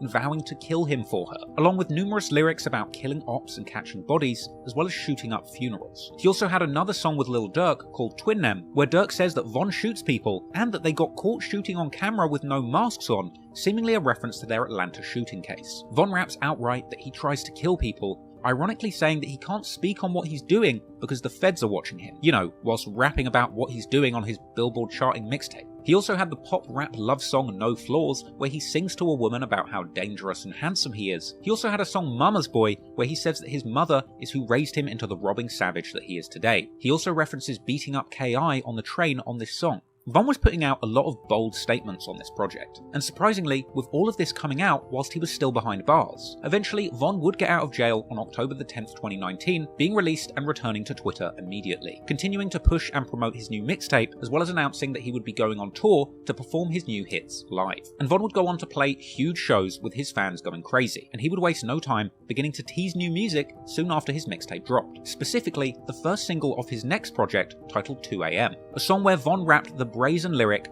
"Can't put no more guns in my videos, cause the ATF and DEA know they ain't props." And after this release, Von would claim to be receiving multi-million-dollar record deal offers. But while Von was getting more and more famous, so too were the rumors of him being a real killer, and his incriminating lyrics weren't helping matters either. During this period, it seemed like Von would simultaneously be claiming to have really done all of these murders in his music, but then at other times, being desperately trying to convince his following that he never did anything. On his November 29th release, the song Rollin' with fellow rapper and accused double murderer YNW Melly, Von would rap that he has killed so many people they should call him Rambo, and saying, "I did it, but it wasn't me," which perfectly sums up his attitude during this time, jumping on songs and saying over and over again that he really is the killer they say he is, and then jumping on Twitter to say that he would never do anything like the rumors say he did. He would tweet after this release saying that somebody is trying to send him to jail every day. And in December, Von would appear prominently on Lil Durk's Family Over Everything compilation album for his OTF record label, with the front cover of this project ironically resembling a suspect board for a criminal investigation, with Von positioned as an underboss under Lil Durk. I honestly wouldn't be surprised if the feds just downloaded this image and added it to the case file. But a few days later, on December the 14th, 2019, Von does a post on social media saying that he is all these dead people want to talk about in heaven. Rest in piss to the goofies.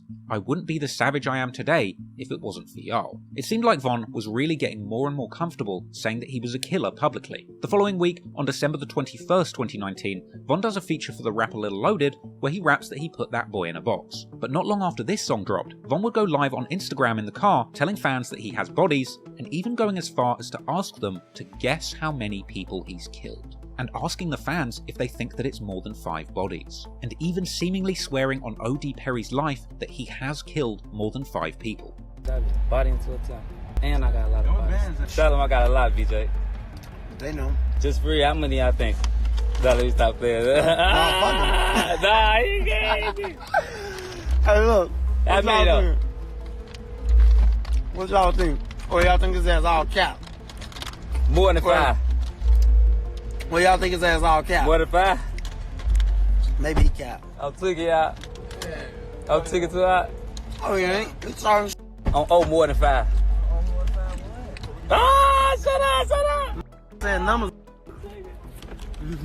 They put numbers up there. They put numbers up there. No, I'm just playing, man. We trying to stop playing. Talk, you know. Hey, y'all get off that scary shit, y'all. Hey, what band is that? Y'all getting scary. Stop being so scary. They go, get out! I'll be damn! Von was either feeling invincible or just being completely reckless. He would tweet a couple of days after Christmas 2019, beat the odds time and time again without doing no funny stuff. Stayin' 10 toes. I done chased and beat up the guys that you were claiming was gangster, and I got fans all over the states. One of the realest and rawest people you'll ever meet. You're welcome. As well as saying F his dead ops. Going into 2020, Von was still winning, tweeting that it now costs $20,000 to book him for a show, and then announcing a huge booking opening for G Herbo on his PTSD tour. Clearly stacking that paper, in February, Von was going live in the bank, making a large deposit, impressing the bank manager. Posting that crazy. What's up, man? You good? Yeah, good, man. They feed me. Ain't nobody with you, is it? His ass. Nobody's safe. But soon Von's bank account was about to go to the next level, because at the end of February, he would release one of the biggest songs of his career, his hit track, Took Her to the O. Another storytelling type track with a catchy chorus where Von shouts out O Block. But this time, it wasn't some random made up story. This was a song all about him meeting a woman who leads him to his rival from Tuckerville turned rapper, FBG Duck. Von ends the song saying that he shoots Duck, literally rapping that he killed him and left him on the curb, with this supposedly fictional FBG Duck murder scenario being reenacted in the music video of the song too. The day that Von released the video, he would tweet saying that everything he says in his music is made up and that he's just rapping to make money for his family. And I'll be honest, I believe this is where we see Von's psychopathic tendencies really shining. Not only had he seemingly killed people and occasionally attempted to deny it on Twitter, but this time he had actually made a whole song and an entire narrative music video about him personally killing FBG Duck. This is someone he had openly been embroiled in a deadly feud for around a decade with at this point. Von was literally making videos telling the story of how he was going to kill FBG Duck, all while claiming on Twitter that his lyrics were just entertainment. But apparently they weren't,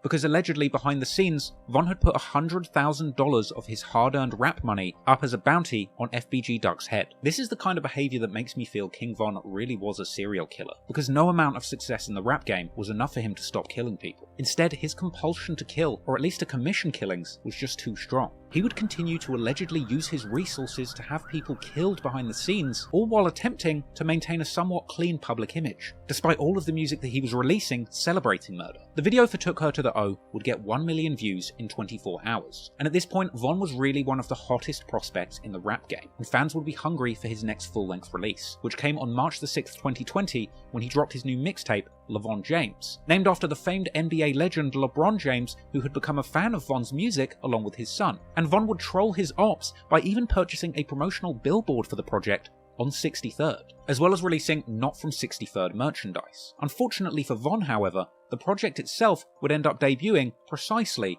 at number 63rd on the Billboard charts. Sometimes I see stuff like this and I just feel like it must have been God just making fun of Von for all of the bad things he did in his life. Because this was his biggest career achievement, but you know he must have been furious to have ended up charting at the one number that he despises. And Von would never even publicly acknowledge or tweet the chart performance of this mixtape, probably for that reason that it went 63rd. But landing at 63rd on Billboard was still a great performance for a relatively new artist with such violent and raw content. The project itself will be laced with more aggressive drill anthems, like the track Down Me with Lil Durk, where Von raps about getting doctors to bring people back to life so he can kill them again, and killing so many ops that the surviving ones don't have any friends left. There would also be the song Broke Ops, where he seemed to reference calling for the hit on Can't Get Right. Then there was the track Don't Wanna Be Me, where Von explains that his mindset growing up had to be either him or me. He'd reminisce on hearing gunshots the night he moved into O Block as a child, and his experience growing up around killers and criminals and having to fight every day. He would rap about being devastated at the loss of his right-hand man T-Roy, and explaining how losing Sharoid, OD, and Patoon turned him into a killer in 2012, ultimately describing the gory details of the bloody couple of months of killing that he was allegedly involved in 2014. And during this time, Von also begun to post pictures of his friends from O-Block posing with large wads of cash and referring to them as Get Back Gang Entertainment, further blurring the lines between the music and the real gang killing people in the streets. A week later, Von would appear on his girlfriend Asian Doll's song Pull Up, a track with jaw-dropping lyrics where Von claimed to have killed 7 people in total at this point, saying that if he catches 3 more, he's at double digits. A day after that released, Von would tweet that girls hook up with him just so that they can say that they were with a killer. Next, he appeared on the song Get Back Mode with O-Block veteran Boss Top, where he rapped that he was stacking up bodies like Tetris. All of these murder anthems were doing numbers, and the money was rolling in for Von. He would graduate from buying his mother Gucci purses, soon flexing on Twitter that he had just bought her a brand new Mercedes and large suburban home. Von's career was going from strength to strength, and he was showing no signs of letting up. On April the 29th, 2020, he would drop his new single, Grandson for President,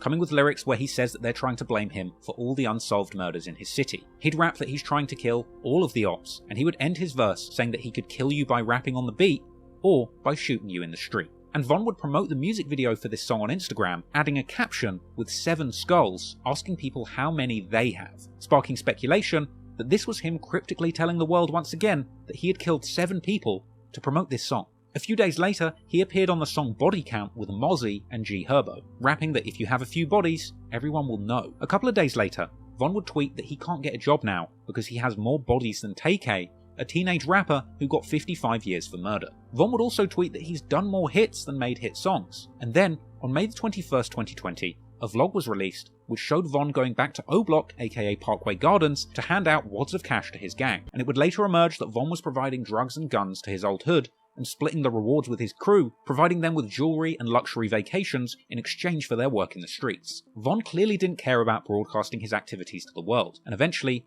people began to take notice. On May the 22nd, YouTuber Trap Geek releases an iconic video on King Von titled The Soft-Spoken Assassin. This video essentially broke down Von's violent past and his rise to the top of the rap game. One murder of a kid named Modell, allegedly, according to the internet detectives on Reddit, has King Von's name written all over it. And Von didn't seem to initially appreciate the attention, tweeting that the videos these white people are all making about him aren't true, and calling them the cops, or 12. However, a month later, Von seemed to have a change of heart, and he would actually begin to use that nickname that Trap Geek gave him as a caption on his Instagram, declaring himself to be a soft-spoken assassin. 2 days later, Von tweeted that he still has people on his list, presumably referring to a list of people he still wants to kill. And it seems that the biggest name at the very top of that list was FBG Duck. Von had been going back and forth with Duck since high school and had a years-long grudge against him. He'd had a Twitter exchange with Duck the day before he'd allegedly killed KI, who was a close friend of Duck's, an exchange where Von said that he was also looking for Duck. In fact, a couple of months after King Von had released the music video for Took Her to the O, that video where he played out his fantasy of killing Duck, Duck would go live saying that he beat up Von on the school bus back in the day. Beat your ass on the bus on Tuga. Duck would also tell Von that he's only famous because of Lil Durk. You come up under Durk. When y'all get mentioned as Lil Durk homies. But here's where things get chilling, because as Duck continues to mock Von in what seems to be a disrespectful, but at least not entirely death-threatening way, Von would pop up, following along live and demonically commenting on Duck's Instagram names of people that Get Back Gang had seemingly killed, and continuing to insult him throughout the entire live. It seemed like Von was plotting on having Duck killed for years. In November 2018, King Von would be on live, apparently in Lil Durk's Atlanta home, expressing his desire to see FBG Duck dead, saying that he would perform at his funeral whilst eating some cereal. Yeah, cereal be busting so. They say King Von featuring FBG Duck. I said that's what they want to see, huh? Stop that, man. I'll perform at his funeral. We now know that Von had allegedly put up a $100,000 bounty on FBG Duck's head, and funnily enough, Von tweeted throughout his career that his main goal was simply to make $100,000. And when Von was finally rich, less than a month before Duck was killed, he would tweet Von got the money, so Von gonna pay it to his brothers. And he would also later rap on the song Me and Doody Low that he gave out 100, so you can bet that they're coming. In July 2020, Von would also show off O-Block chains that he had purchased for his friends from the famous hip-hop jewelry store Icebox, something that we now know may well have been an incentive provided to Von's shooters to continue to catch bodies for him. And soon, we would see the tragic reality of this situation playing out on the streets of Chicago in real time. On the afternoon of August 4th, 2020, FBG Duck is shopping in the Gold Coast, a place that's been described as the Rodeo Drive of Chicago, a high-end and high-profile tourist shopping district. After being given Duck's location, 6 shooters were sent from O-Block to kill him. They were Charles Liggins, aka C-Murder, to Carlos Offord, aka Los Munna, Marcus Smart, aka Moowop, Christopher Thomas, aka C-Thang, Kenneth Robertson, aka Kenny Mack, and Zell Munna. After being provided with his location, 2 vehicles end up 30 minutes away from O-Block, pulling up to the location where Duck had been shopping. Then, at about 4:37 PM, Duck would be confronted outside of the Dolce & Gabbana store by a group of masked individuals hopping out of 2 cars and opening fire on Duck in broad daylight. A man and a woman who were standing with Duck at the time of the shooting were both injured, but fortunately survived. And someone would even post a 12-minute video depicting the crime scene immediately after Duck's death, with Duck being seen writhing in pain on the ground in the final moments of his life. Once again, this situation just drives home the destruction these killers were so willing to inflict on the streets that they lived in and to the fellow citizens who lived there with them. I'm in the Gold Coast right now. They shot FBG Duck, man. I don't know who shot him, man. I just ran into this, y'all. Man. They shooting in the Gold Coast of Chicago, bro. Chicago is not a safe place to be. You cannot even go downtown and enjoy your day without violence, bro. Look at this, bro. Look at this, bro. That's a Chicago rapper, man, by the name of FBG Duck. After Duck's passing, this brazen, broad daylight hit would make international news, with reporters comparing the killing to a Chicago mob boss hit from the 30s. On August 4th, 2020, it looked like an old-time outfit attack here on Chicago's Oak Street. 2 attack cars, 4 shooters, and a hail of bullets. But the target wasn't a 1930s gangster. He was a new millennium rapper, FBG Duck. It would appear that only 7 minutes after the killing of FBG Duck, King Von would tweet a goat emoji, seemingly congratulating himself for pulling off a hit that he had wanted to do for more than 10 years. This was quite possibly the 9th murder that King Von was responsible for, and the 11th that he had allegedly been connected to. And perhaps Von soon realised that he shouldn't be celebrating this one too hard, because the following day he would tweet denying being involved and saying that everybody blames him. Von would later tweet that him and Duck settled their differences before his death, suggesting that they were even going to make a song together. This to me seems like an obvious lie, once again showcasing the psychopathic tendencies that King Von had when it came to killing. In public, he would say anything he could to take the heat off himself and appear innocent, but behind closed doors, he had allegedly plotted, paid for, and was celebrating Duck's murder. Von and other O-Block affiliates would go on to release song after song referencing the murder of Duck. The day after Duck's death, King Von and Durk dropped their new song, All These N-Words, a track which doesn't have any specific lyrics pertaining to Duck, but in it, Von would rap about having bodies from way back, and the song's release essentially served as a victory lap for Von, Durk, and anyone else who would have been happy about Duck's demise. OTF's Doody Low would reference people getting killed whilst shopping on the song Me and Doody Low with King Von saying outright on the track that he gave out 100,000 and sent his boys coming, as well as saying that somebody got left shot in public before being rushed to the hospital. With these 4 lines of rapping, Von essentially broke down the entire hit and the price he'd allegedly paid for it to happen. Von would also rap on the song Don't Miss with DQ that Duck got nailed, no hammers, as well as lyrics that seemingly refer to the funeral shooting and the killings of Modell and Doc. On the posthumously released track Shameless remix with Boss Top, Von would also rap that he's ducking no beef, and even Lil Durk would later release the song Should've Ducked, dissing FBG Duck and saying that he's smoking him. Lil Durk would take things to the next level, even joking with country music star and collaborator Morgan Wallen that he loved duck hunting. This would lead to Wallen posting duck emojis on Durk's post and later being forced to apologise after being informed that he'd actually been tricked into dissing Lil Durk's dead ops. After FBG Duck was killed, it seemed like King Von and his team truly felt invincible. And pretty much from here until the day he died, King Von didn't seem to care who knew about the killings he was allegedly responsible for. In his music and on social media, he would troll endlessly and hint towards him and his friends being real killers, seemingly oblivious or just not caring that the whole world was beginning to learn what he had done. In August, Von is on Instagram Live with DQ from O-Block saying that there's no more FBG. All that dissing or saying something or even acting like y'all with some that y'all know for sure ain't with, I'ma smack that on y'all. I ain't gonna play like that. Then we know y'all ain't gangsta, y'all on the internet. We know y'all ain't gangsta, y'all ain't trying to do that. Ain't no more FB. Ain't that right, Big DQ? Ain't that right?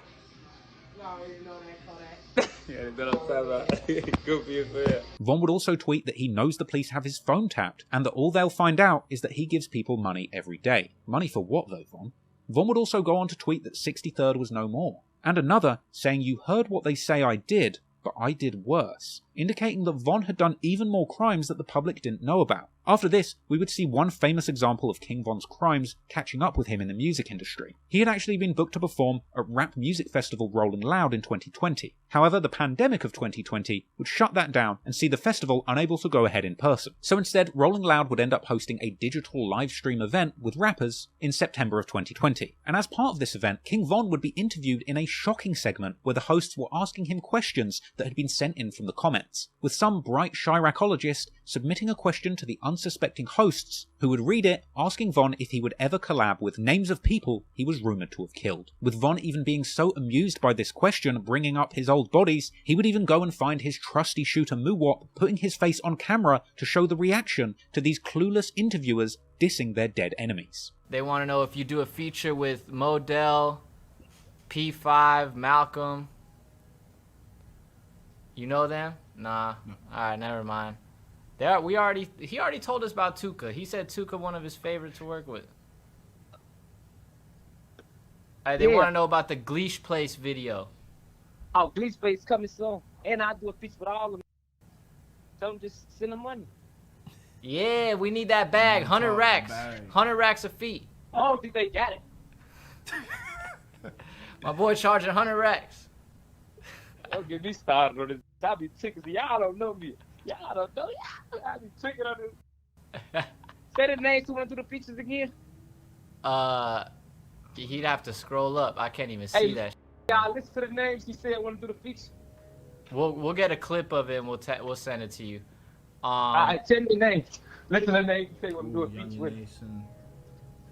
They want to know if you'd ever do a song with Young and Ace, Jada Youngin, and K. I don't know who that K artist is. No, say the other names you said.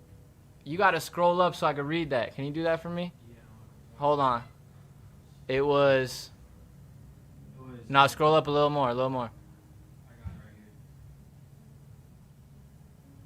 here. If you do a feature with Modell, Tyreek, P5, or Malcolm.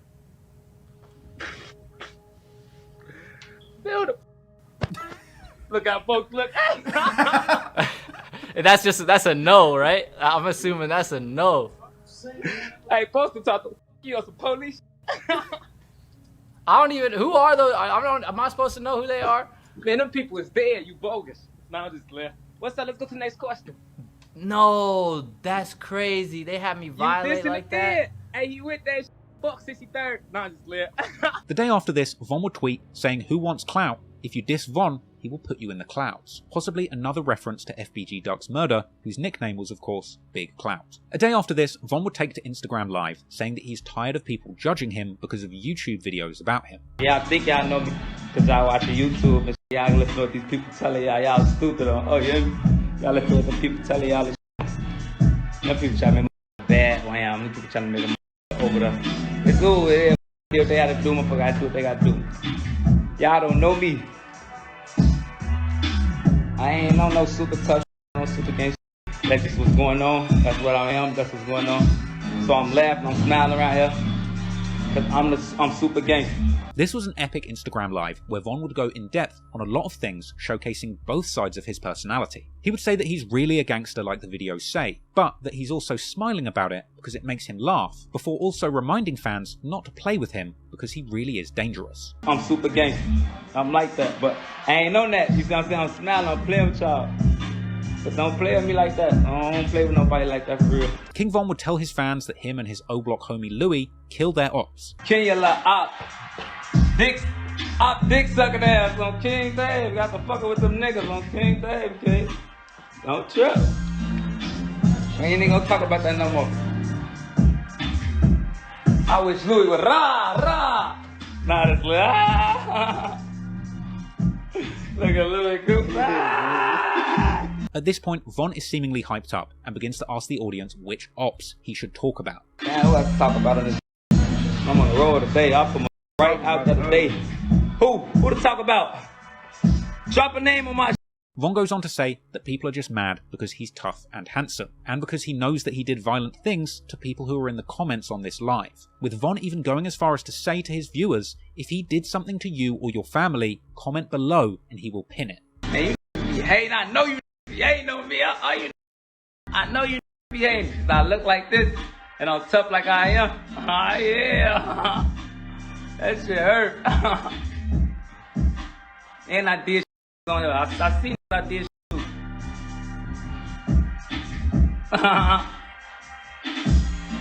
Yeah. That shit hurt. I got to say y'all name on this. Y'all gonna get looking. I got to comment. I'ma pin y'all. I did something to you. Let's see how far this guy. So be you ain't do shit to me. My cousin maybe. Or if I did something to somebody, nah, this plan. We making this street look good. Man, this street all bad on King Day. I done lost everybody on foot. Now you hear me? Everybody dying, everybody in jail, everybody dead. I'm paying for lawyers. Von was really careless during this period of his life. He really comes across as if he never thought he would get caught, or as if he simply didn't realise that the whole world was listening to him. He would continue to tweet, saying that he would be ready to drop soon, and asking fans what they want him to drop, a song or an op. Then on the 4th of October, another Instagram live of Von would surface, showing Von getting off a plane with one of the shooters accused of killing Duck, Muwop, with Von even telling fans that Muwop has all type of bodies. This Muwop, he crazy. He got all type of bodies. No, just player.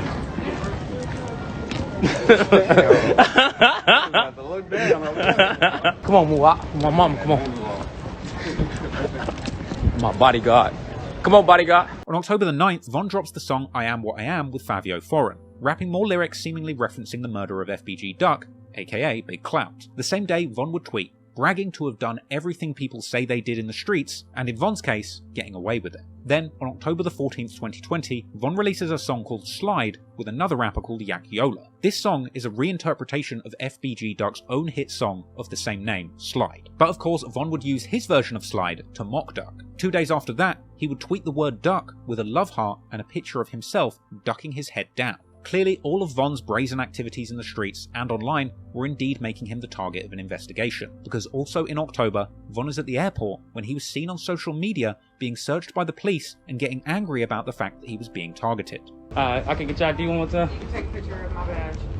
Now, y'all want to search me for what? I can get yours, sir? This is real quick. You took a picture of my ID, man. You already took a picture, man. Keep it moving. What y'all trying to search me for? You're blocking the path for All right. passengers to get through, so you gotta keep moving. Police all on my dick. I don't know what the f wrong with these people. They took out and searched my bed for some drugs, all type of. Hey, matter of fact, look. This took a picture of my ID, got my address and everything. This man, I don't know this man. You see what I'm saying? You can remember his face. King Dog. Bald head up. I don't know what the f going on. I got on the planet time out.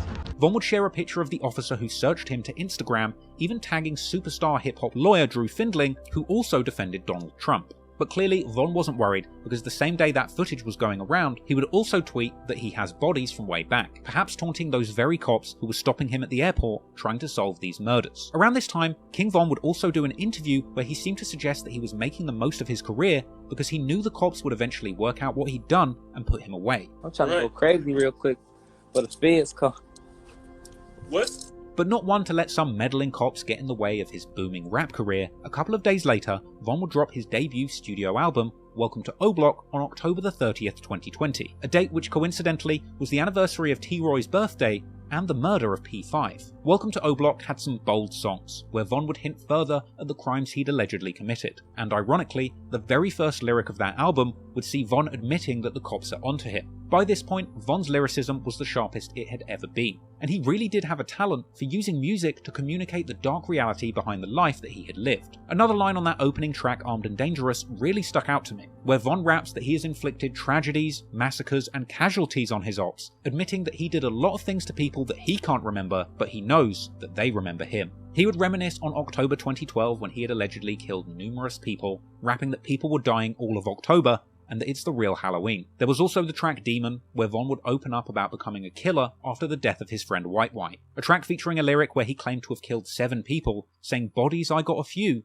4 plus 3, 3 plus 2. This is a line a lot of people assumed meant 7 kills and 5 assists, or killings that he was present for. But my interpretation of this would actually be that it's Von saying that he killed 7 people personally before he became a rapper, and 5 people who were killed by his crew, either while he was allegedly present, like in the case of Lil Mark, or allegedly on his orders, like would have been the case with FBG Duck. Hell, some people would even count Dusky to King Von's body count, because after all, Von would claim that he was smoking Dusky after his death, having tweeted not long before that you can only smoke somebody if you had something to do with killing them. If you include that, that would make a full 12 bodies that King Von has been associated with over the years. Combine that with the fact that Von would end this song by boldly saying F FBG Duck, then I think it becomes pretty clear that he's trying to take responsibility for this killing. Another song on the album called The Code would see King Von rapping about splitting $100,000 with his team and being goated, a line that hits different when you know that he allegedly paid $100,000 to have Duck killed, and tweeting a goat emoji immediately after the murder took place. Von would only be alive for around a week following the release of this project, but recording numerous songs and freestyles that referenced his alleged murders, like King Von's Audio Mac Bless the Booth 3 style, where he straight up rapped that he had 7 bodies. On the 2nd of November, he would tweet that people want to kill him with a yawning emoji. Clearly, Von was not scared. In fact, one of the very last things that Von did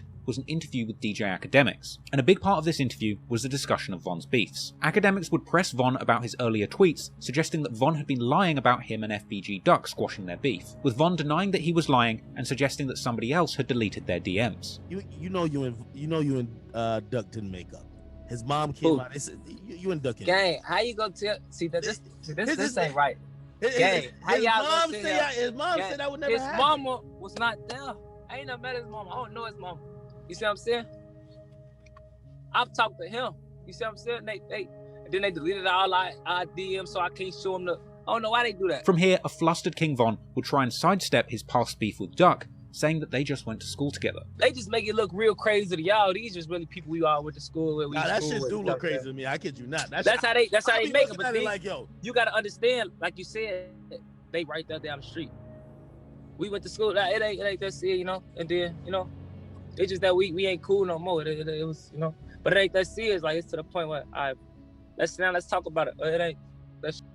And both of us rapping, we can figure something out. We need to stop all the violence, all the shit. That shit. We got a voice, you see what I'm saying? Like, if we tell Chicago fall back, tell Chicago fall back. Eventually, Akademiks would ask Von how he felt when he heard about Duck's death, and Von would start slowly eating cereal, saying that he was hurt by Duck's death in an incredibly unconvincing manner. Were you saddened by the news that he was murdered then? Man, that shit hurt. I didn't go to sleep that night. I couldn't believe that. At a certain point, Von tells Akademiks to hold on. He would then point the camera away from his face, and we would hear what sounds like Von and his friends laughing off camera. And before Von came back on camera, for a very brief moment, we got a glimpse of Von's friend from O Block, BJ, laughing in the background. Hold on, man.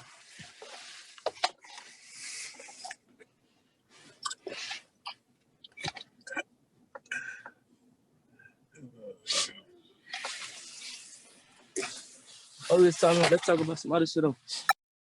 Let's talk about some other shit though.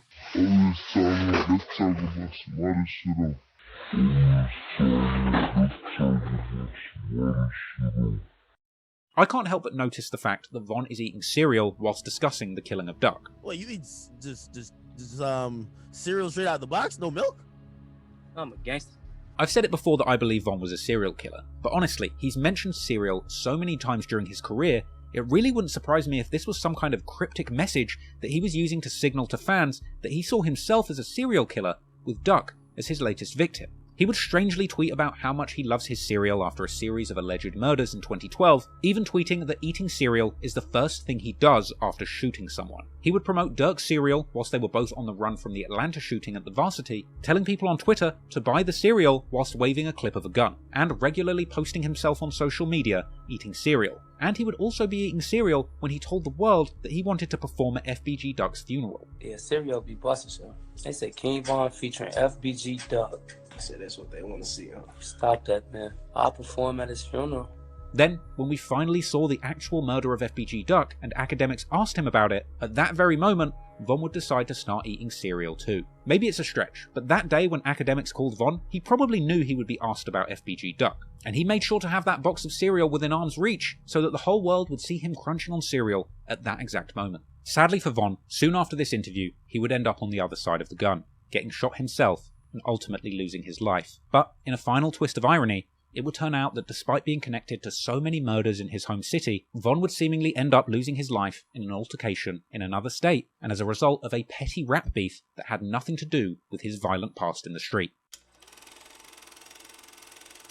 Throughout King Von's career, he was connected to a female rapper by the name of Asian Doll, with fans often speculating on whether their supposed relationship was genuine or simply a fake celebrity romance for clout. Apparently Asian met King Von just after Lil Durk had signed to the same label as her, with the label arranging a celebrity basketball game where Durk would bring Von onto the court whilst Asian Doll was on the sidelines. This the first time I saw we was in just a basket. It's out here, we was in New York. I seen little booty over there in the square, look. You know, I ain't saying nothing to her. She was looking decent and she was looking good. But I ain't saying nothing to her. She was right there hooping and Then they ain't had no jewelry and all that, no money like that. So I'm like, she had a big ass Gucci glasses, Gucci this and Gucci that. And we was playing basketball against Meek and them, me and Durk. Dirk had just got signed to my label, Alamo. So they're like, Asian, we having a celebrity basketball game. Do you want to do it? I'm like, hell yeah. I'll play basketball because they know I used to play basketball. So when they told me who to play, they like Meek Mill, Dirk. But so I remember Bones playing basketball. They playing, we sit on the side. He was playing so much rough. I'm like, why the f is he so rough? He was playing rough, y'all. Like, he was rough. Like, he was jumping up. He was doing all type of rough shit. He probably was trying to show out the whole time for me. I ain't know. I'm looking at his ass like he crazy. Apparently, King Von would see Asian Doll again in the studio and at a release party with Lil Durk, where they would flirt and eventually agree to go on a date. But then I see her again at the studio. She did a feature with Durk, and I'm steady flirting with her, trying to talk to her. And she left and shit. Then I see her again. Now I'm fake drunk at the release party for Durk album. I see her, but I ain't know she was fake talking to somebody else right there. But I'm on her. I'm off the the liquor and shit. So I'm grabbing her hand, trying to talk to her. Von just kept bothering me. And then I'm just like, bro, who is this boy? He just kept bothering me, bro. Bothering me. We walking out, y'all. I don't even know this man. This man got his hand around my waist. I'm like, whoa. Nah, I take Durk's phone, I get in his DM, like, talk to my brother. Ooh. And then she ain't talking to Dirk. Oh, man, talk to my brother. Ooh, I'm taking that DM and shit. It's him. That's hilarious. Yeah. I'm like, no. I said no a million times. No, bitch. I said no so much I got tired of saying no. I'm like, let me go on a date with him. As soon as I said okay, this man Von called me in seconds. She sent the number and I was saying she live in Atlanta. Now, when I go to the crib, now Durk out of town. He left his truck in my car. He got a track car. That raw. So I got Durk's car today.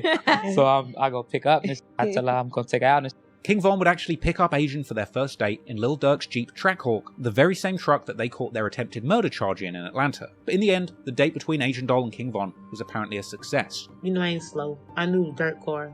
I ain't thinking, oh my God, he got a car. They got 300 on it. I'm like, this Durk car. Because I had already seen Durk post the car. But it was so cute because I'm like, these sticking together, that's crazy. They like, Durk helping him out, letting him to the car for the weekend just so it can impress me. So I got a little money. I only had I was up at the time, like $600 in my shit. And a little outfit, a nice little outfit. I put that on. Took some of Durk cologne and shit. Took his car shower and go pick up, took out to eat and shit. So he came pick me up. He kept calling and making sure I was gonna get ready. He like, get ready. After the day get cold. So he had his jacket on. He was trying to give me his jacket, but he was cold. So I just got under his jacket with him. And then it's like my chest touched his chest. Our hearts touched each other's hearts. Everything just connected when I hugged him after the first date. And then we went to the house. They would make a connection and eventually make their relationship official. Asian Doll would even release a song called Grandson about King Von on Valentine's Day 2019, with him appearing in the music video. In a March 2019 interview with Lil Durk, a shy King Von would reveal publicly that he was indeed dating Asian Doll. King Von, I'm saying he in a relationship too. Shout out Asian Dad. Okay. Yeah, he go ahead, yeah. You heard it here, man. Who's you? He looking at you like, come on, man. Von would go on to drop light-hearted tweets about his super savage friends laughing at people who only knew him online as Asian Doll's boyfriend. But the two of them would indeed be an item, and she would need to deal with the baggage of dating a super savage. When Von got arrested for attempted murder, Asian would be in tears over her boyfriend's incarceration. I've been on the plane for 20 hours. Everybody. I was crying. I miss my boyfriend, my husband, everything. But I'm better. He want me to be out here turned up, so I got all my crying out on the plane. Now I'm finna just turn up. Von would even call Asian Doll from jail, joking that he would be beating her up when he gets home. Free my jail. I miss him. You talking about? Man, what? Nah, it's clear. Talking about who I'm talking about? You. I'm always talking about you. Always. Always. People always talking about me. I was catching some shit like, nah, this ain't talking about me on camera. What? So you crazy. If it was good, yeah, I'm talking about you.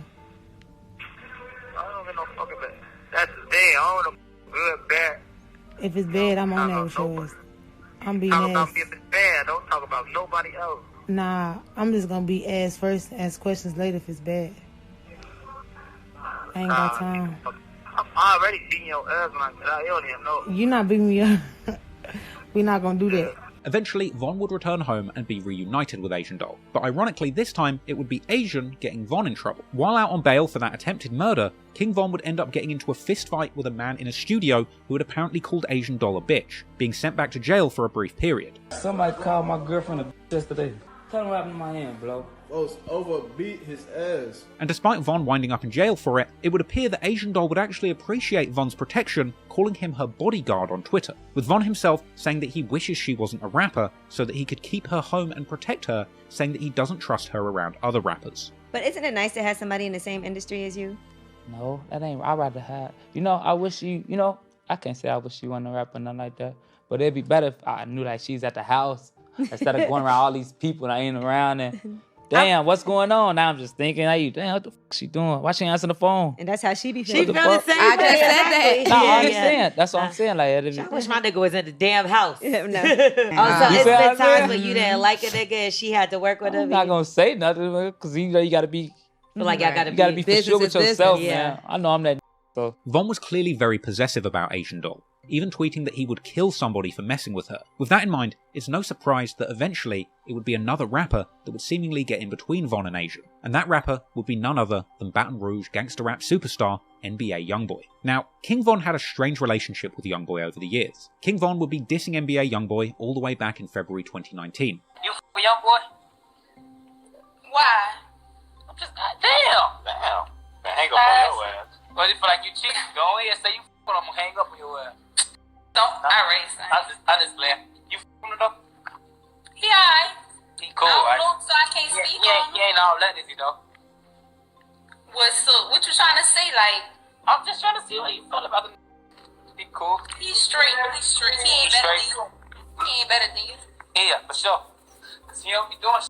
I ain't gonna do it cause he be hating. In March 2019, King Von would also diss Youngboy again on social media, saying that his music is full of lies.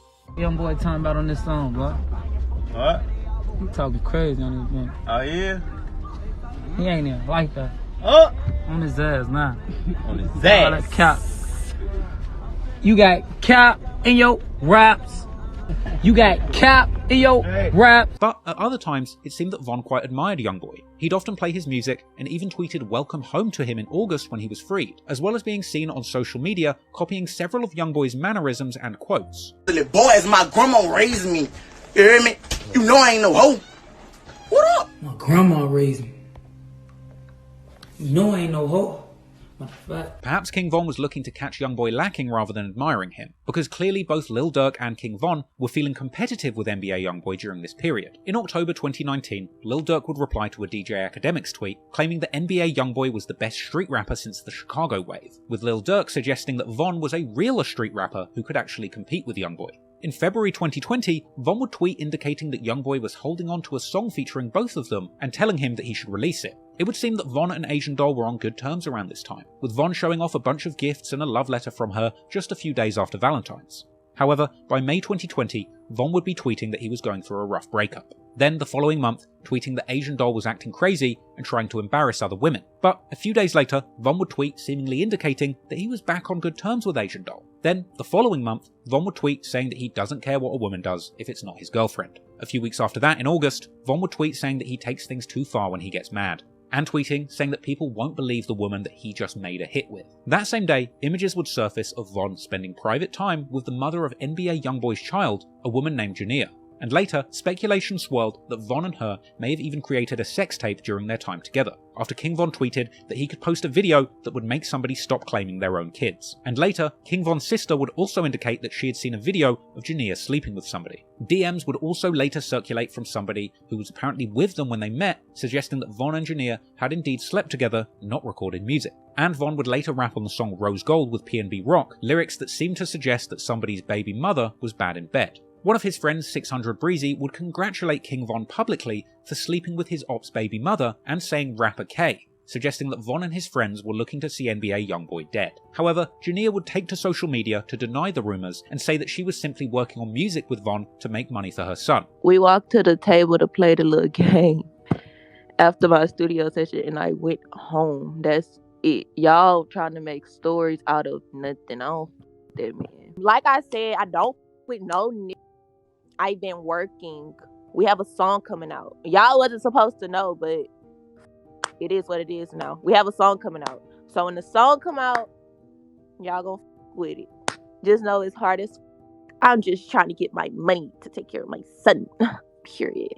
On top of that, DMs would also circulate suggesting that Von had indeed only worked on music with Jania to make Asian Doll mad. However, Asian would later come out and claim that the story wasn't true about them working on a song together, suggesting that she had actually found romantic DMs between Von and the mother of Youngboy's child. Nah, I've seen that in them DMs. I've been seeing.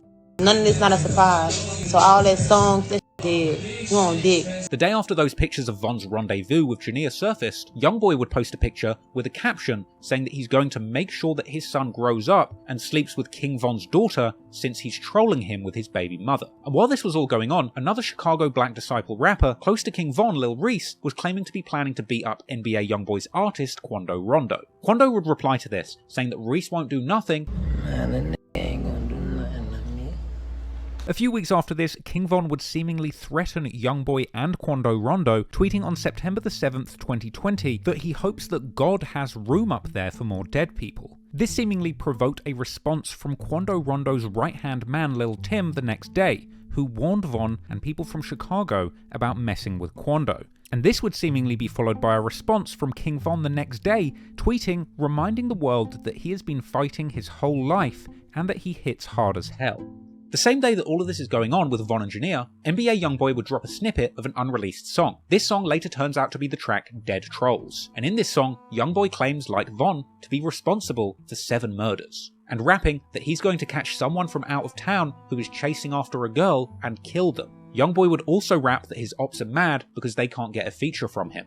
Perhaps a hint to a potentially uncleared collaboration between the two artists being held back by Youngboy, as one of King Von's earlier tweets seemed to suggest. Some people would later claim that this song actually predicted King Von's death, with one lyric saying that he's planning to kill someone in Atlanta after a show. But chances are, that's just a creepy coincidence. But it's no coincidence that Youngboy dropped this snippet the very day that Von was running around with the mother of his child. A day later, Von would tweet claiming not to have a girlfriend and to simply be focusing on his career. But a few days after that, Von would tease a snippet of a new song of his own, a track titled Too Real. In this song, he would rap that he's going to expose somebody, and that he's going to kill somebody because of a rap beef. Then, in September, Von would jump on Instagram Live to address his ongoing beef with NBA Youngboy, saying that he's not in beefs in the music industry and that he doesn't want to beef in other states, but also saying that he will beef people for no reason if they don't like him. But everybody, I ain't into it, nobody, you hear me?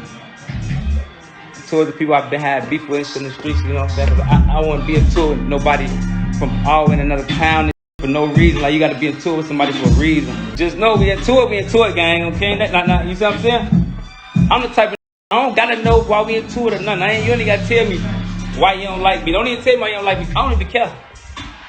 Just let me know you don't like me. You see what I'm saying? Let me know. You don't like me? If that's what it is. Let me know. I'm like, all right, you know what I'm saying? Let me know. But I'm so gangster that I don't need a reason. It don't gotta be no reason. We can be into it. Like, I don't care. It don't gotta be a reason, for real. I'm into it, people. It don't gotta be no reason. I don't know why. I don't care why. But it can be that, you see what I'm saying? Well, I like to know why we into it. I like to, I need to, because I ain't no goofy. I'm like, what the and then I play hard. I ain't trying to lose. I can't lose to nobody. Lose to who?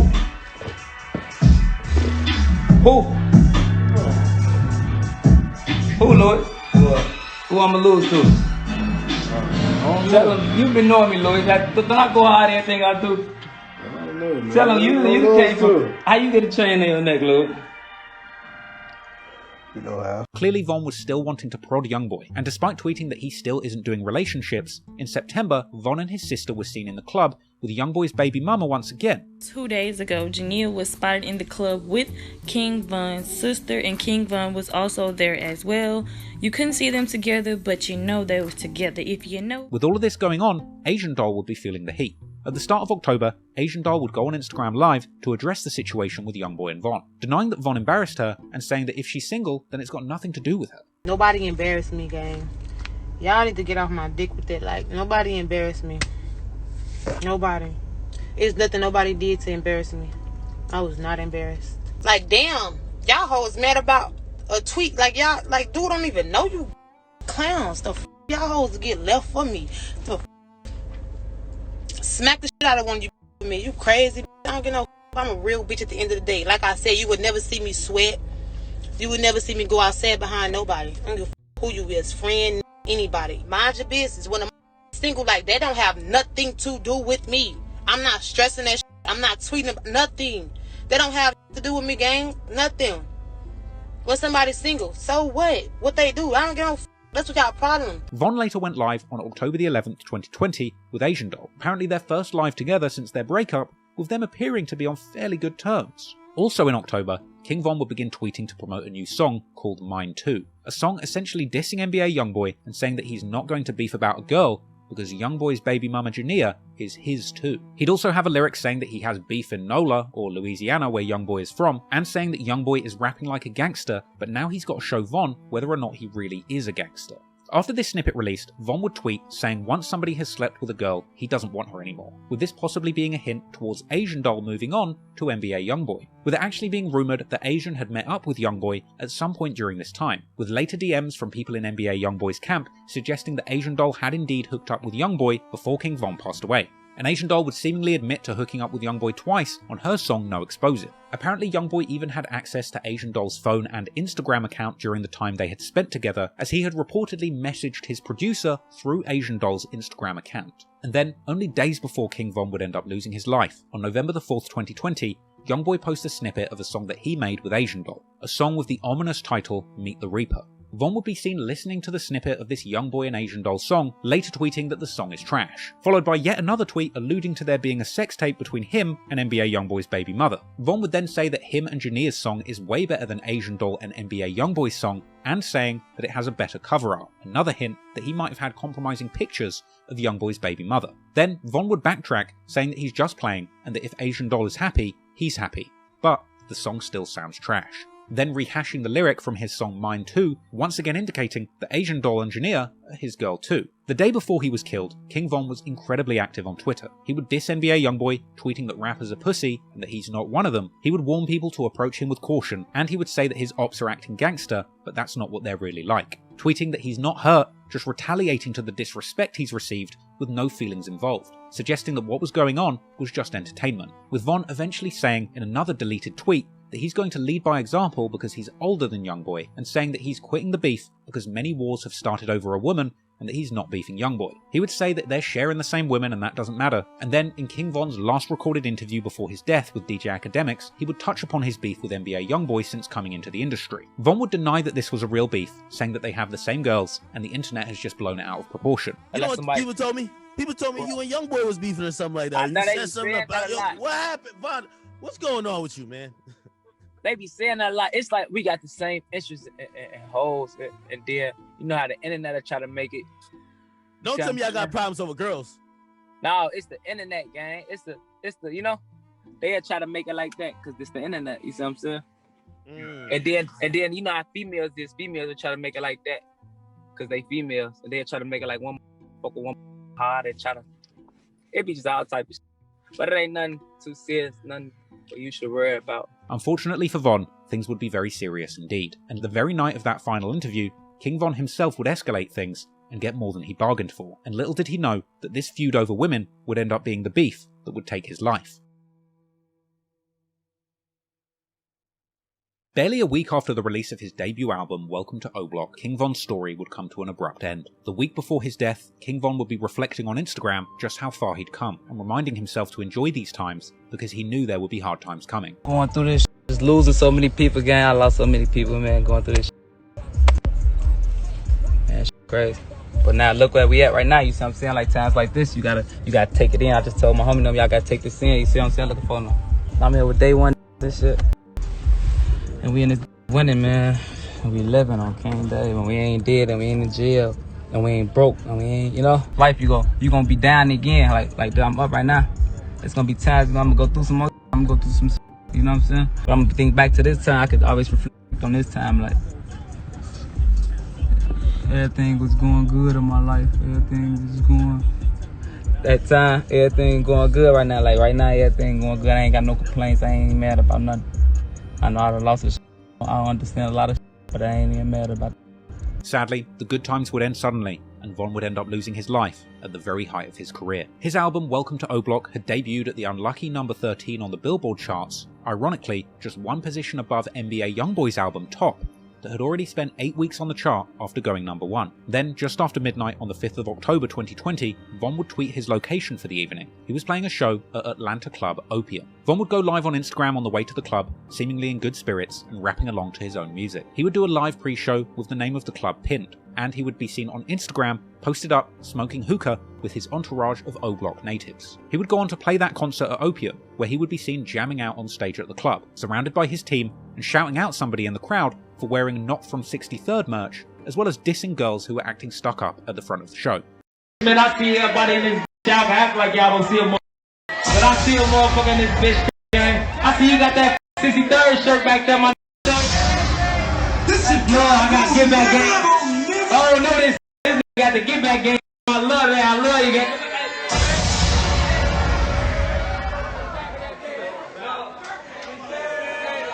Hey, you know, it's all love in this tee up shit. I done dropped that on that Welcome to O-Block, that going crazy. I don't want to thank everybody, you know what the going on. Stretch gang, there's a lot of bad hoes in here. I've been walking through them. Damn, it's decent shit in here. You know? Slow down. You know, we trying to party and have fun in this bitch, I ain't gonna lie. We got the little bougie, they acting bougie right here. They right here. Y'all better stop that, man. So we finna tee up. I got DJ Bands in this. Just after 1 AM, King Von would retweet a Young and Ace lyric with a caption saying that his crew are going to catch somebody and he sees them as food. Because while King Von is performing at Opium, Quando Rondo and his entourage are fresh off recording a new music video for the song The Drop, being seen on social media showing off an array of high-powered weapons that they're holding onto. After finishing his show, King Von would be seen leaving Opium in an SUV, and interestingly, that truck can be heard playing the NBA Youngboy song My Window as it was driving away. There'll be a lot of cars behind him. Stop playing! Apparently Von would confuse his team by choosing not to go back to his Airbnb as his security crew initially thought. Instead, Von would take a last-minute and unexplained detour to the Monaco Hookah Lounge where Quando Rondo was, with King Von's manager, 100K Track, later telling DJ Vlad that his team was blindsided by the change in plan. He went over there to the after party, and then his driver and his homeboy let us know that we was redirected. We're thinking we're going to go to the Airbnb or the hotel. At around 3:20 on November the 6th, King Von would find himself outside the Monaco Hookah Lounge in Atlanta. Perhaps he knew Quando Rondo would be there, or perhaps it was just a coincidence. All we know is that while there, Von approached Quando Rondo and began assaulting him with a flurry of punches, with Quando's close friend Lil Tim opening fire and striking King Von 4 times. Security footage of the fight and subsequent shooting would circulate online after the incident. What happened that night is that Von walked up to Quando Rondo and sucker punched him outside the club and proceeding to beat him up in front of a huge crowd. But after throwing a few punches, Quando's friend Lil Tim would jump out of a car and shoot King Von 4 times. Von's friends from O-Block, Slutty and Louie would attempt to shoot Lil Tim, leaving him wounded but not dead. After shooting Lil Tim to the ground, they would attempt to execute him on the floor, but the gun would jam. Whilst this is going on, a wounded King Von continues to wrestle with Quando Rondo on the floor. At this point, Von's other friend Muwop would approach, punching Quando Rondo to the ground and separating him from Von. Meanwhile, after failing to execute Lil Tim, Slutty and Louie would attempt to flee the scene, without realizing that they were running directly towards undercover police officers who would open fire, believing that their lives were in danger too. The police would kill Slutty and leave Louie in critical condition. Muwop and other O-Block members would drag King Von's limp body to a waiting car and rush him to the hospital. But what's even more crazy is that Quando Rondo would take Lil Tim to the very same hospital that King Von and his team were at, with Quando Rondo even going live showing himself trying to get Tim into the hospital and get assistance. THF Bezu would later post saying that he'd seen Quando at the hospital, suggesting that they would have shot him if he didn't start recording. But ultimately, King Von would be rushed into emergency surgery in critical condition after the shooting. He would ultimately die in hospital, with media all around the world waking up to the news and reporting on his death. Yeah, Rick and Sean, according to GBI, rapper King Von and his group were at Opium nightclub before making their way here to Monaco Hookah Lounge, then to the parking lot where chaos ensued. Believe it or not, this all playing out right in front of 2 Atlanta police officers. One of them was actually inside his patrol car, or next to his patrol car with his blue lights on. APD responding, attempting to stop the shooting, but it was too late. It hit like the one officer that did respond. He tried to protect himself and stop what was going on. The investigation on this shootout will continue. No officers were injured during this incident. According to GBI, this is the 82nd officer-involved shooting that they've been requested to investigate in 2020. After King Von died, some of the friends of people Von was rumoured to have killed would post on social media. Billionaire Black would post a picture of Modell McCambry, and the person who was shot with Modell the night he was killed posted a picture of FBG Duck, saying that Duck would be happy greeting Von in the afterlife. P5, aka Crack's cousin, would post on Facebook saying that he had been praying for the day that King Von would be killed, whilst other friends of Crack would post tributes now that their friend's killer was no longer alive. Apparently, Crack's little brother would even post saying that they caught 2 of the 3 people who were present when Crack was killed, and suggesting that they were disappointed not to be the ones who killed Von. Outside of Chicago, affiliates of NBA Youngboy like Big B would mock King Von in an Instagram story, saying that it was funny that he was the one who started the beef and dissing NBA Youngboy, and now he was the one dead. The joke's on you, you diss, now you getting rapped down. Yeah. Yeah. Meanwhile, people on Von's side would express their heartbreak at losing their main man. Asian Doll claimed to want to die when the news came out, and Lil Durk would mourn the loss of his twin. Even rap's #1 superstar Drake would post a tribute to Von after he passed. NBA Youngboy's biggest enemy, Fredo Bang, would also mourn the loss of Von too. 12 days after his final tweet, somebody would take control of King Von's Twitter account, releasing a statement thanking everybody who supported Von whilst he was alive. There would be a media frenzy around King Von's death. Funeral homes were also refusing to take King Von's body due to fears of violence at the ceremony. And when the family finally found a place that was willing to host the funeral for Chicago's most famous killer, they were forced to have it at 1 day's notice. Eventually, Von would get the peaceful burial his family had hoped for, with Von being laid to rest in Chicago on November 14th, 2020, with pictures of Von's funeral program and casket being posted on social media. But being such a divisive figure in Chicago gang politics, Von's enemies continue to disrespect his gravesite to this very day. Naturally, Von's death sparked a strong response from many of his supporters. 600 Breezy claimed to be headed to NBA Youngboy's hood at 150 miles an hour with the Steppers. BJ, who was also shot the night that King Von was killed, would also post saying that their ops are cursed now that O-Block is after them. Meanwhile, NBA Youngboy affiliate Michi replied and said that people only really slide in silence. Right there all day, doing no hell, scary, doing all that capping, get on that shit, man, real don't speak. Hey, if you go do something, man, do something. You don't come to no city and annihilate you in the city, man. You was supposed to slab out that, man. Von was eventually memorialized in his native O-Block with a painting that became a tourist spot. This mural became a pilgrimage for both die-hard fans who wanted to show their love and death-defying ops who wanted to show that they're not scared to come to O-Block, with longtime rival FBG Cash posting up at the mural with a disrespectful caption towards Von. with Cash himself ending up being killed only months later. Once a few months passed from Von's death, his self-proclaimed twin Lil Durk would dedicate his next album, The Voice, to King Von, releasing it on December the 24th, 2020, with a front cover that depicted Durk and Von together. And eventually, Quando Rondo would break his silence about his involvement in the incident that claimed King Von's life. On the 20th of November 2020, Quando Rondo releases the song End of Story, a song that's title is a disrespectful play on Von's most popular song, Crazy Story. And in the song, Quando touches on the incident that ended up taking King Von's life, expressing frustration about being judged and saying that other people's friends wouldn't have defended him like Lil Tim did, as well as essentially dissing King Von and his friends, saying, "Blood on your brother on the ground, go pick your mans up," as well as rapping that him and Tim are claiming self-defense and that Von should have never put his hands on Quando. He would also claim that this situation led to $1 million bounty being put on his head. And following the release of this song, he would also elaborate further on the events that unfolded that night in an extended interview with Angela Yee, speaking on the situation, saying that the night that Von was killed, he thought he was just letting a group of random people walk past before being suddenly sucker punched by Von. Like, I'm thinking it's some regular individual. Next thing you know, a nigga hit me. Quando would say that the entire incident felt like an out-of-body experience to him. It's like I had an out-of-body experience. Quando would also claim that the moment that King Von came over and started to fight with him, he felt like the devil was coming to get him. Like, it's like the devil was coming to get me, like... Quando explained to Angela Yee that Lil Tim was his day one homie and he would protect him from anything.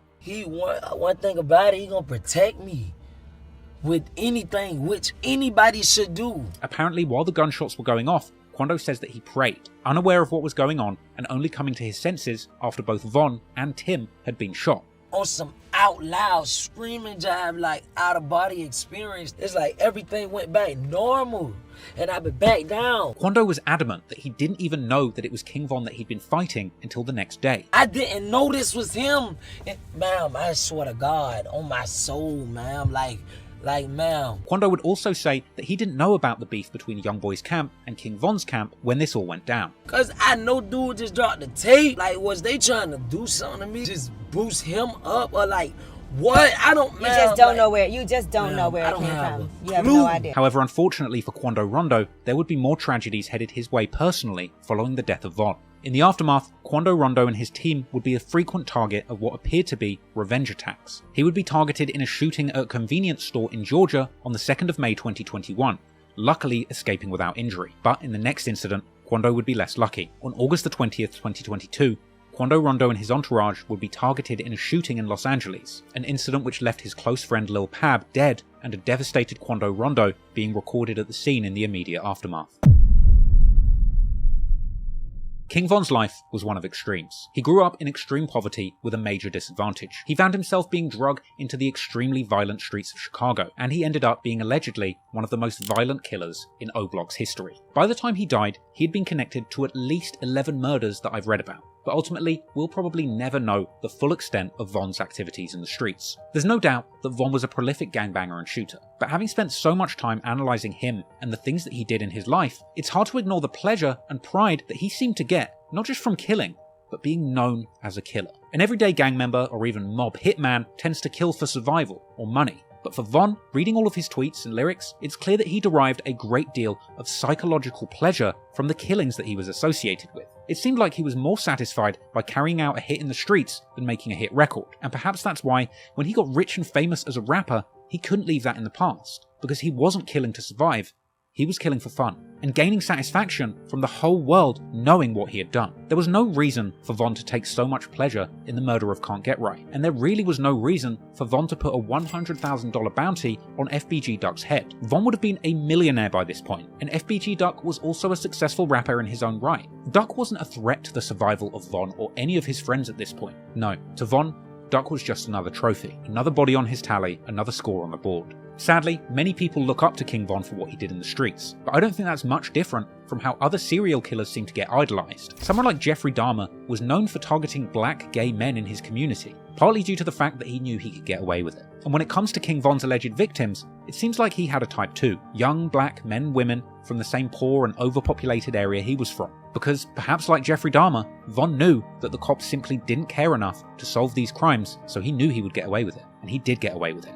for his entire life. Von would beat every murder investigation that his name was ever placed in. But if he was alive today, he very well may have been facing a life in prison for his role in the killing of FBG Duck. Von gave the world a lot of great music that told one of the most unique and raw stories to have ever come out of the Chicago drill scene. Von will definitely be remembered as one of the biggest and best rappers to ever emerge out of the city. He made great music, but also did terrible things. And so realistically, he'll probably also be remembered as rap's very first serial killer.